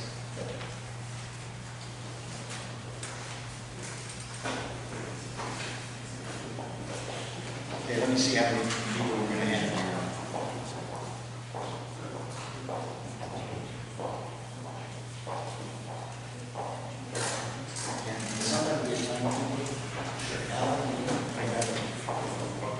Eight will be our timekeeper. Okay. 8, we're going to have limiting each person to 3 minutes. Okay, and if you could introduce yourself with your name and your address. Sure. Okay, great. My name is Phyllis Levine. I'm at 6120 29th Street. It's between Stevenson and Rittenhouse. I want to commend the group for coming out. They did meet with us in August 2017. They promised us an answer on some of our issues. We never heard back from them, and they just moved forward. So they did come out and meet with us face to face. I want to mention that first. Secondly, they had proposed 2 bioretention planters on our street. One would be right in front of my next door neighbor's house. One would be on a side lawn of another property. They chose to put it right in front of my neighbor's house. I mean, we have a compromise proposal. I just need help in being able to meet with these folks so that we can come to a compromise. I'm willing to support the environment. I want to support the project. The September 18th meeting, maybe you're confusing now with the August 24th meeting? September 18th was this year. Yeah, September 18th. August 25th was last year. Oh, okay, August 25th was last year. September 18th, they did have a meeting. It was Yom Kippur. So, I mean, that was not convenient either. I would love to be able to have a compromise discussion. If I could be in touch with you, please, so it's not in front of my neighbor's house. She loses all of her parking. We have narrow homes. Okay? Thank you. And this is the address. What's the address? I'm 6120 29th Street. It's my neighbor next to me, and I'm sorry we're not sequentially numbered, so I don't know her exact address. Okay, thank you. Thank you very much, members of the commission, for a chance to share on behalf of the... Oh, yeah. My name is Tom Patton. My wife Elizabeth Patton. We're 32 on Aberfoyle Place Northwest since 1986. We've lived there. Been in DC since 1976. A number of neighbors have gathered increasingly to share concerns about the nature of this project. We came in, I guess, like others, unaware until the meeting that was held at Lafayette Elementary School, and since then, neighbors have shared the kinds of concerns. All of them are familiar to you, and I hope to go through some of them, but they do cover areas of safety, science, health, the economics of this project and its impact on our neighborhood, as well as demographics and the process. The process has been talked about a lot, but let me touch on the safety. It's one thing for utilities to meet and measure the streets and know that a truck can actually make a 10-point turn, a fire truck can make a 10-point turn and get through. But we see it every day, and the neighbors that are here live in this Aberfoyle 32nd Street sort of area. Every day we hear horns honking by trucks that can't get between two cars parked on either side of the street. When you add bump outs and increase the amount of dodging and weaving that has to take place for the important utility trucks, emergency vehicles, fire trucks, service providers, it's going to be more difficult and it's going to be less safe. So the safety issue comes up over and over. And I'll leave it at that, and then I just want to take a quick second on the subject of the science. I know that originally there were 225 sites that were identified that might be candidates to have cells. That got somehow timed down to the 70 and then down to 29. But these 29 are in a spot, according to some input that one of our neighbors shared, these 29 are in a spot that are the least logical for bioretention cells. They're really designed, according to this person who's very in the construction industry and knows about this. We're designed in the DC urban areas where water flows through the gutters straight into the pipes into blue plains, and to absorb as much of that as possible, certainly logical. We're Barnaby Woods. Our water flows through culverts and streams right into the park, and not nearly as much the gutters into the ground system. So it isn't even as appropriate in Barnaby Woods by definition for the overall effectiveness of these systems. And we've never seen the science on the benefits versus the outweighing concerns about these that are normal. So that's my timer there. So we know the process has been flawed. We don't think that the science has been proven to us, and we absolutely echo the fact that we've not really had a chance to share and to talk about the impact. We have 4 of them right at our intersection. So I think we would represent one of the areas with the maximum impact for these things. And as much as we do cherish this blue marble we live on, we don't see this as an effective solution to our environment at all. Okay, thank you. Hi, Carolyn Cook, former ANC Commissioner of Barnaby Woods and Hawthorne. Native Washingtonian, grew up in Barnaby Woods. I've traveled these streets for 51 years. So to have DDOT tell me that there is no safety concerns at the corner of Barnaby and Worthington and Van Hazen and Barnaby is insulting at the very least. Pardon me? You can give us your address. I'm sorry, 6521 Barnaby Street, right in the corner of Barnaby and Worthington. So, yes, this was a flawed process. I'm glad that one person got a meeting with DDOT in 2017. The February public meeting in 2017, we were never invited to, affected residents. July 2017 was the first time we had ever received anything from DDOT that we were impacted.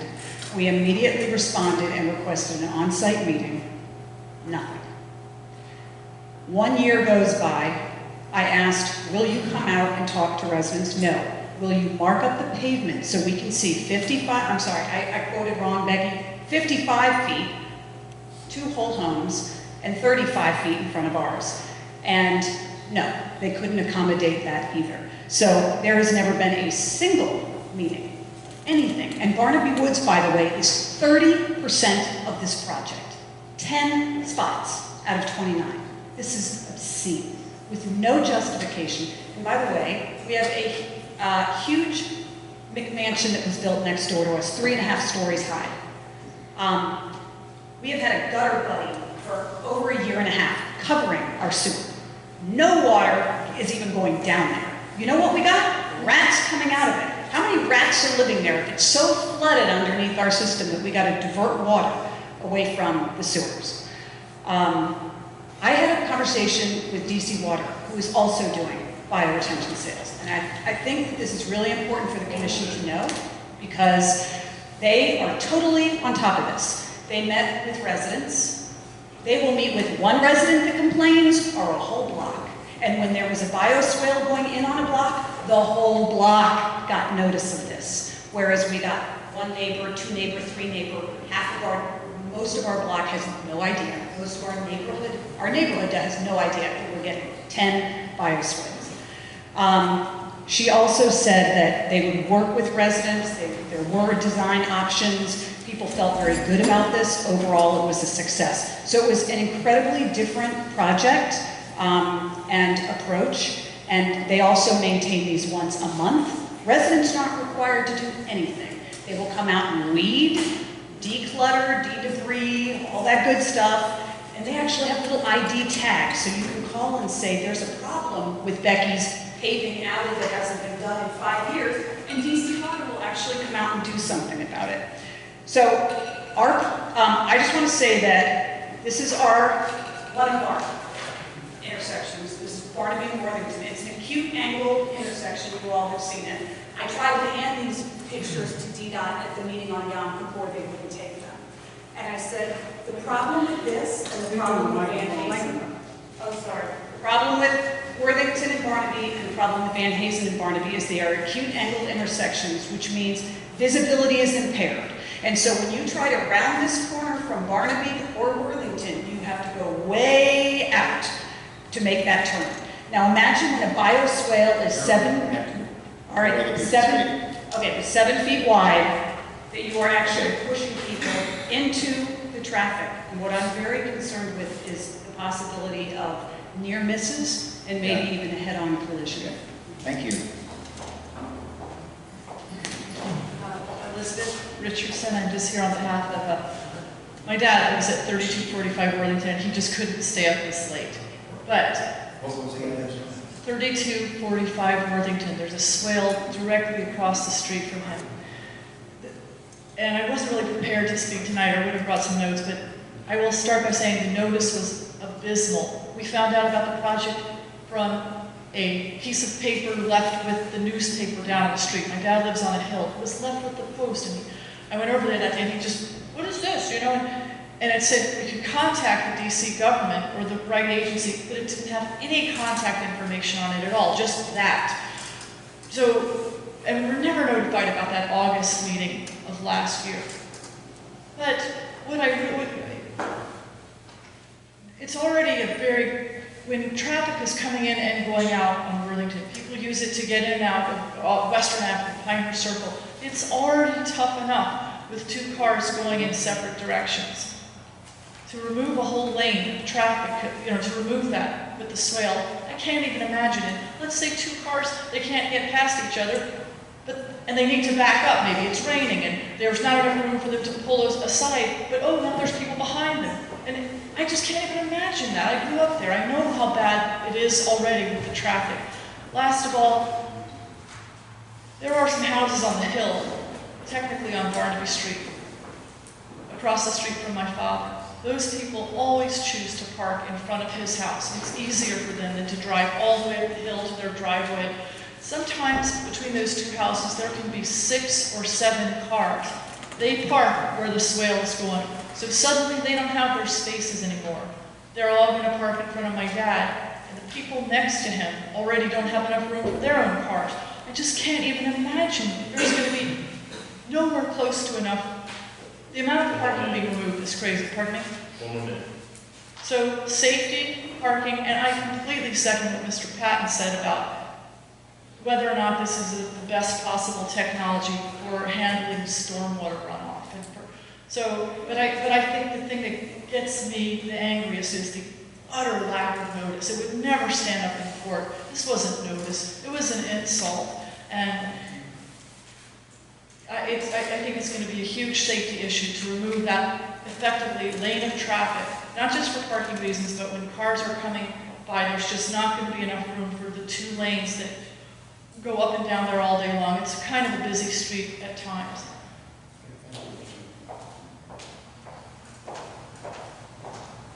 Anyone who would take less than 3 minutes, it would be appreciated.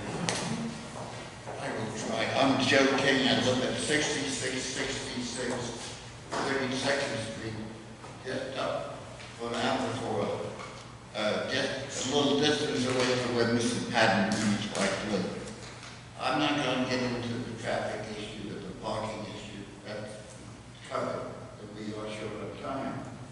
But I recommended to Jackson at the meeting we had on Lafayette that he look at the square opposite the tennis courts at Lafayette. It's a blight on the neighborhood.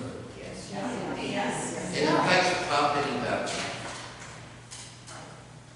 The young lady here, my age, says she's not in charge really. And she certainly is not in charge of urban forestry. DOT is a government to itself. It's autocratic. So I recommend that the ANC ask Councilman Todd to introduce emergency legislation to put the equivalent of a legislative stop work order on this project until they enter into a long-term contract with an outside maintenance company, which will maintain these whenever they can build it, wherever, to a decent level so it will no longer be a blight. Our government is often called upon to address little properties around town, we've heard about Adams Morgan, which are blighting the neighborhood. Now we have a government agency creating a blight. That makes no sense. Thank you. I second your My name is Michael Flynn. I'm native Washingtonian. I live at 6440 Barnaby Street. 6440 Barnaby Street is where Barnaby and Van Hayes I live on the corner lot. This proposal has one of the swales in front of my house and another on the very side of my house. It's a devastating impact as far as parking and so forth. And I'm looking at it from my own self-interest. I want to be cognizant of the importance this does to the environment in Washington, to the Potomac, to the Rock Creek, and so forth. I know that's very important. One issue is I would hope that this could be compromised in some way. And at this point, I'd like to respectfully ask that I relinquish my next 2 minutes to Ms. Carolyn Cook, who is much more articulate and knowledgeable on this than I am. May I relinquish 10 minutes? We really need to move on. Well, then I would just like to say that I live on a corner lot, and this is in front, on the side, and directly across the street. Yes. I can hit a chip shot, golf shot, and touch off. Well, I could go down the rest of the block to Worthington and Barnum. It's 5 of these within about 9 houses or something. Yeah. The impact is on my house. I mean, looking at it from if I want to sell my house in the next 5 years, what's going to do to my property value? I ask you. Thank you very much. Thank you. There's 4 houses between Van Hayes and Chimon. We had the same thing. My name is James.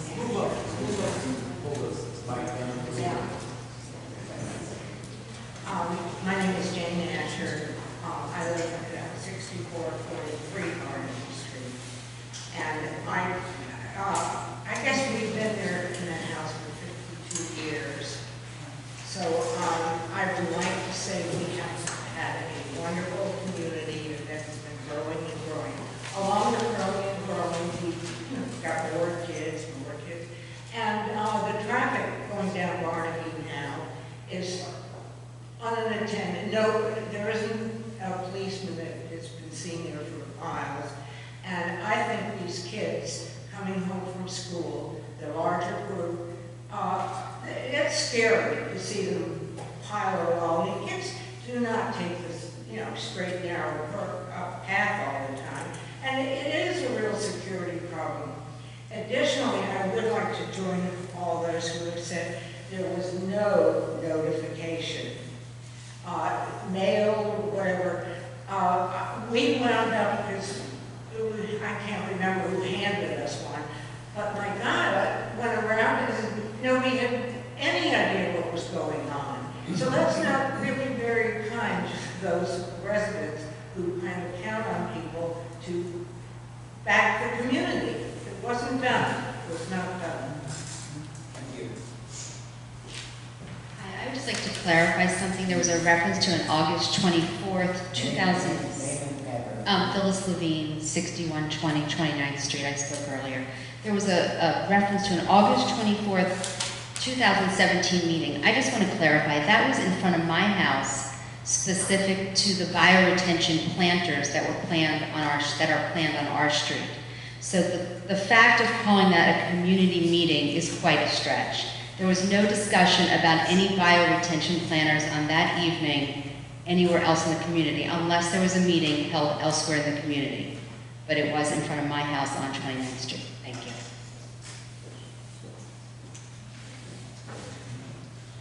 My name is Maureen Cook. Carolyn Cook is my daughter. I've lived here 52 years, and I just want to say I'm a little unhappy about three things. Number one, the swale that's going up that we did not receive notice for. Number two, this is not something you have to address, but I want you to consider what I'm saying. I have a McMansion next door built 20 feet from my house, the total length of my lot on a corner. We have been cut off from Barnaby Woods. People walk by, they look at the house, and they can't believe it. They just like it. I don't appreciate that the city has done. Now we come with the swale in front of their house, which is going to cause a corner. For 2 years, I have had problems with this guy next door building his McMansion, watching these huge trucks go around the corner. They look like they're going to tip all the garbage they got inside. I had 21 of these big, whatever you call them, gondolas that store stuff, banging down in my front. The gutter was covered for 2 years. We just got that uncovered. And there were rats in it. They made holes on the side of my yard. DDOT comes in and puts in a sidewalk on the side of my house. Did you think that worked out good? No, it's just another issue of one of the agencies here in DC that is failing. Yeah, erosion totally on the side of my property. My house has been devalued, and I've worked hard to live in it. I was working until I was 65, and my husband left. So I just want to make it clear, if you think this is easy living up here, it's not. And the city is not being run right. I think it's time for all of you council members to pay attention. I just want to add that what I gave you, the hill, you don't see the little Jersey wall below it, but that was a replacement sidewalk project where we never had a coping wall. DDOT put one in. It was improper. We've had so much erosion. We have nothing growing on top. Since 2009, going back and forth, we probably had 30 people out from DDOT. I have a laundry list of emails. They told us this year, tough luck. We are not fixing your project problem. So I want to stay with that because I think that it is important to certainly consider that this is how DDOT is treating when they do and damage private property of residents. 88 years old to tell us tough luck after 9 years of going back and forth with them. It's not right. Thank you. Okay, thank you all.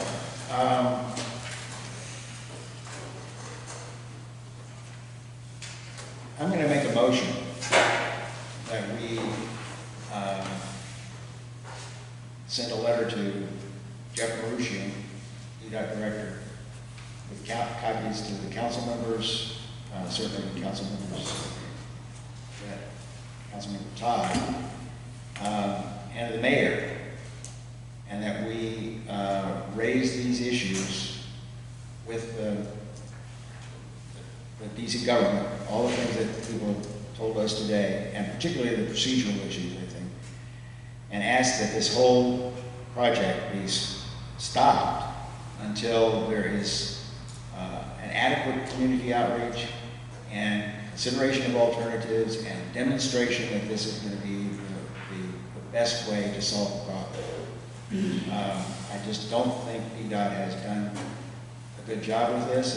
We told them from the very beginning, and we still don't have the answers to the questions that we've asked. So, all those in favor? That's easy.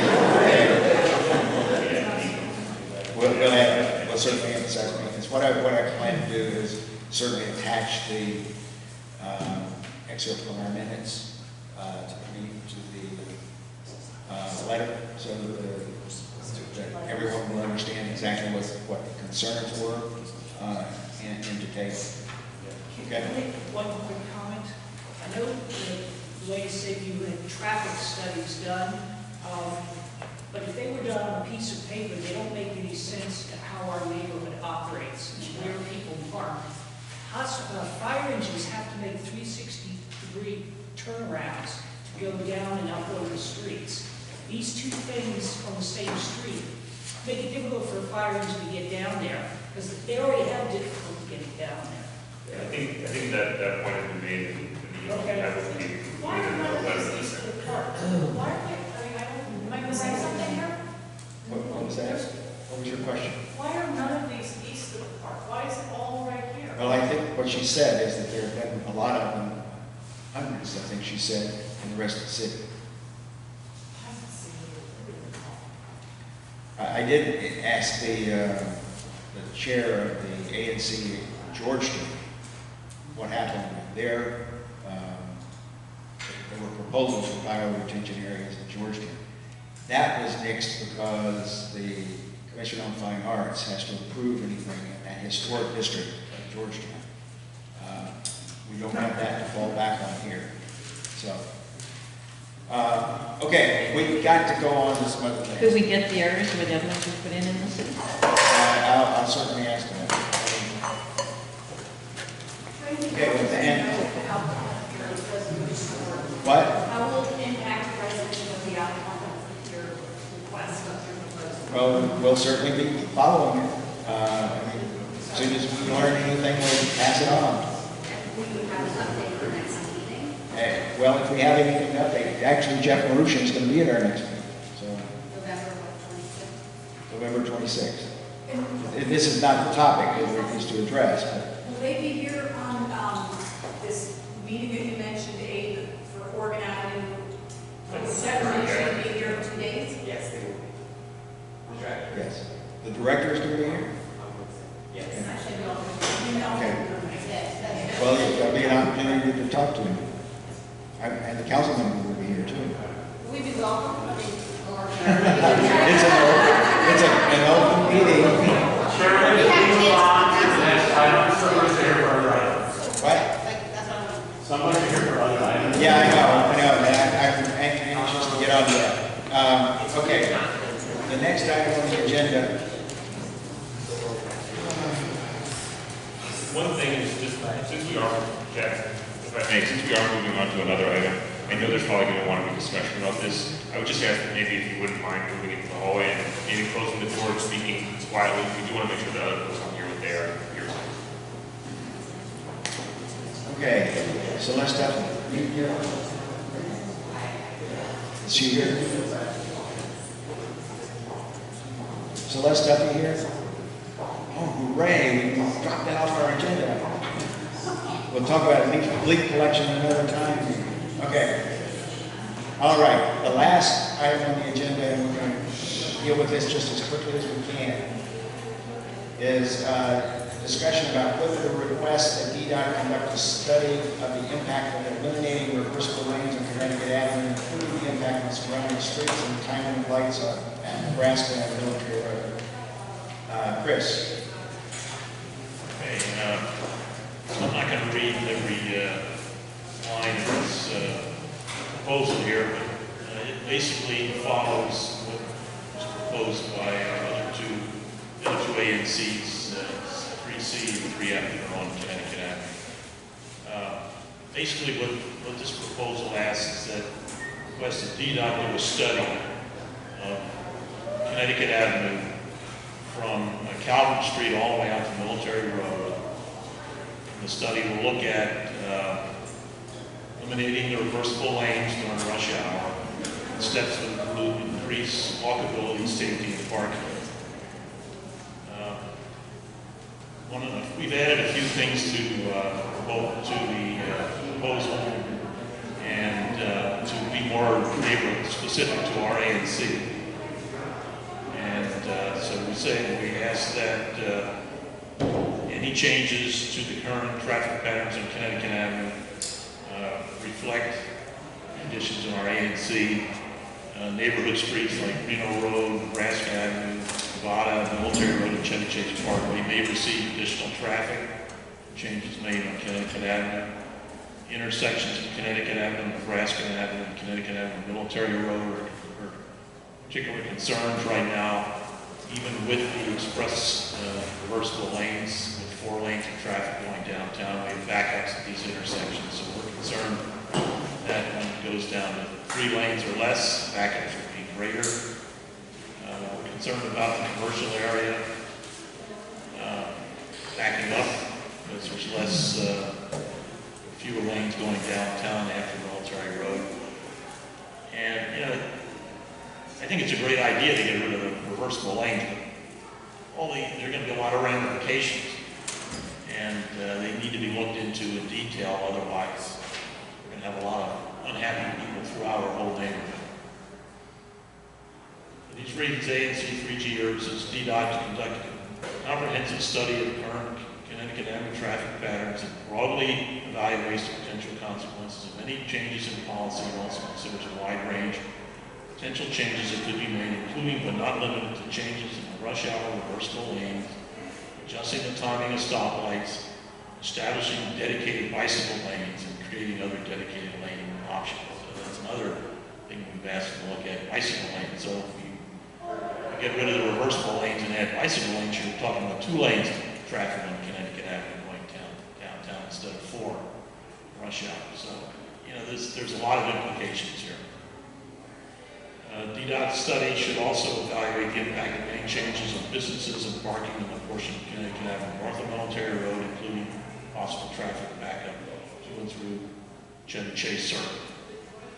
So, that's, you guys, everybody has the proposal in front of them, sent it out in advance. And so the motion would be to,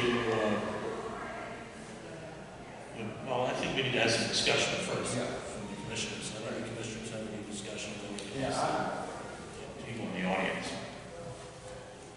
I'm extremely wary, and until proven otherwise, I'm opposed to eliminating the reversible lanes. But I think the study is going to happen. 3C and 3F have already asked for it. I'm just concerned that the resolutions that they had were focused entirely on the benefits that they saw in their stretch of Connecticut Avenue. I think we're going to get affected negatively if that were to happen. And I think it's going to be really devastating in a lot of respects to neighborhood streets. So I would hope that DDOT is not going to do that, but if they're going to do a study, I want to make sure that it's a proper study and that really looks at the concerns that we have in our neighborhood. So I would vote for the resolution, but it's with that understanding that I think any study is going to have to look at everything and not just at the impact it might have in Van Ness or at Cleveland Park. I say, I too am against not having them in reversible lanes since I drive it often. That makes a big difference. And I don't know if I want to vote for any resolution before a study is done. I'd like to see what the study says first. Well, the resolution is Just not, asking for the resolution is not to get rid of the reversible lane, it's just to do a study. So that's what we're asking. I think it's reasonable to ask for a study. You know, I personally, I don't like the reversible lanes. I used to commute down to Georgetown on the reversible lanes, and you know, I can't tell you how many times when I try to make the left turn on the Cleveland Cathedral Avenue, you got to go up a hill, you know, before you get to the left turn, and you know, you go over the hill and there's somebody coming right at you in the reversible lane. It's not a pleasant experience, and it's happened to me at least 10 times. The other thing is, you know, part of my district is between military and Nebraska. I mean, that's like it's like a road race when the reversible lanes are on. I mean, it's totally inhospitable to anybody but to cars from Maryland. So I think getting rid of the reversible lanes would be a good thing. They did it. They got rid of them on Reno Road. It wasn't a tragedy. I think they had them in Wisconsin once upon a time, and they don't have them there anymore either. So I'm in favor of the study, and I think we ought to, you know, I'm going to move. Does anybody in the audience have any comments? Sure.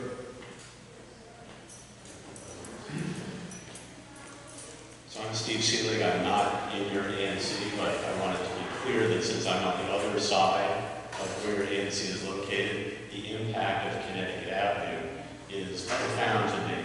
I'm a cyclist, I'm a pedestrian. I think it's worth noting that the way these proposals have been written is to study the impact on all users of the street.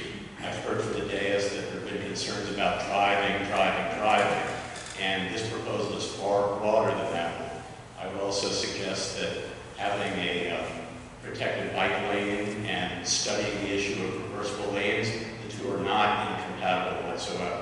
So I think from a standpoint of businesses along this corridor, I think if you were to ask the businesses that actually exist on this corridor, they would welcome more ability for people like me who would cycle to a business rather than are terrified of doing so currently.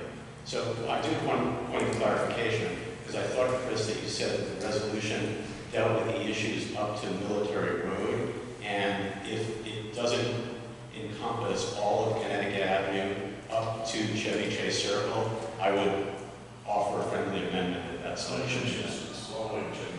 Great, thank you.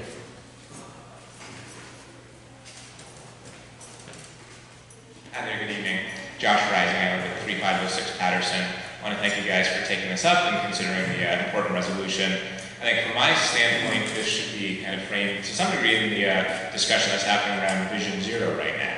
We know that there are people dying 2 to 3 every month in DC as a result of vehicular accidents. We know there have been many accidents on Connecticut Avenue. I think it's incumbent on all of us to figure out how we can improve the safety for everybody who is using the streets. That's pedestrians, that's cyclists, and that's automobile drivers as well.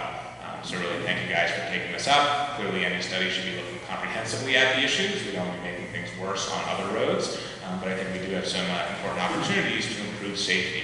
I cycle on Connecticut Avenue every day, and I think there's a ton of opportunities to make it better for everyone. Thank you so much.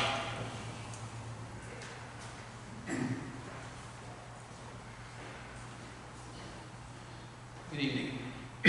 My name is John Pennigan, 5900 Nevada Avenue. I wanted to provide support for myself and my family for the resolution to do the study, the DOT study. But I wanted to also add that the first two speakers that preceded me, I want to agree with everything they said, especially about the bike lane. This is a safety issue when it comes to the reversible lanes, but frankly, you need to look to the future of Connecticut Avenue. It can't get wider, it can only get more congested. How are you going to deal with that? The solution is not to speed it up, the solution is to do something about it. And the future already includes bicyclists, pedestrians, and I think you need to be looking to the future and not just trying to preserve the present. So I support everything that was said before me, and I support your resolution, including the study of the bike lane. It's an opportune time to look at all issues, as was said, and I fully support that. Thank you.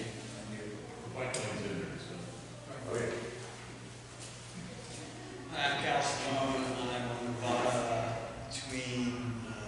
somewhere between McKinley and Patterson. I grew up in this neighborhood since I was 10. I used to take the L2 and the M4 over to Wilson, the deal. And remember the reversible lanes always having been there, or just about always having been there. And when I saw this item they did, I was astonished. I hear what you're saying, and I don't understand why. I can't see how the traffic just won't get unbearable. I don't even drive, I'm a pedestrian and a bus rider. So there's that. I also rode my bicycle around just about every street and alley when I was in my young days, and it seems to me there are a lot of routes to get maybe a little more inconvenient at times for bicyclists to be able to avoid. I wouldn't want to ride a bike on Connecticut Avenue regardless of what the lanes are. So I don't see that as a viable bike route, frankly, under any circumstances. So, but I'm sort of mystified why the other neighborhoods want reversible lanes. If somebody can enlighten me about that, eliminated, I'd love to know that. I just can't understand the resulting traffic patterns. Somebody can comment on that? I'll just comment briefly. I think the folks at Van Ness in Cleveland Park and Lundy Park were delighted to get rid of the reversible lanes because there's no way you can shop in any of those stores with all that traffic going by. I mean, you can't get near them. You can't even, there's no parking, you can't even stop your car, you can, everybody glass your horn. Yeah, there's still going to be no parking, that's not going to solve that. Yeah, the problem is I think the other thing that has to happen is we have to have better transportation in Connecticut Avenue. I mean, the buses right now run every 15, 20 minutes, off peak. I mean, why would anybody take a bus if you got to wait 20 minutes? You could drive downtown in half the time. So. Thank you. My name is Eric Rosenborg. I live at 35 West Patterson Street. Right up here, until a couple of years ago, I was getting a commuter from Chevy Circle all the way out to downtown. And I would say that the reversible lanes are not a problem. If the drivers would allow the riders some room, it would be a lot better, a lot safer. Connecticut Avenue, as has been stated, cannot be expanded. If anything happens, it's if the curbs get taller. I've been doored, I've been flipped over the sidewalk. I've had all sorts of issues because drivers just don't pay attention. And I think that I don't believe, and I don't agree with you about parking along in the Cleveland Park area. I see lots of parking. I drive now, and I go every day, and I see parking there at times. During rush hour, I wouldn't expect to park there because no stores are open. So we have to look at it from that perspective. And we also have to understand that the a protected bike route is not a highway from the circle all the way into downtown. It's a way for people to get into the neighborhoods. My kids used to, when they were in school here, before they graduated and moved away, they would ride their bikes to school, to Wilson and Deal. And it was very difficult because it was hard to get on and off the side streets because of the traffic. If you have protected lanes, you can very easily get on and off the side streets, which is really important. It helps businesses because it's now accessible to people on bicycles or casual riders, which seem to be ignored in a lot of these discussions. So I think that doing a survey from the circle all the way down would be a great idea to incorporate all the possibilities for transportation. Thank you. We've got to take a vote. Chris has made his motion. Is there a second? Second. All those in favor? 5-0. Okay. We've got some commission business we have to take tonight. We cannot postpone it. The first is adoption of our minutes for the September 24th meeting and for the October 15th meeting. Is there a motion to? All those in favor? 5-0. Checks. Alan, what checks do we have? You got checks for U.S. Treasury, 2383 to the federal tax withholding, 2628 DOES, that's unemployment tax for July, September, $216.52.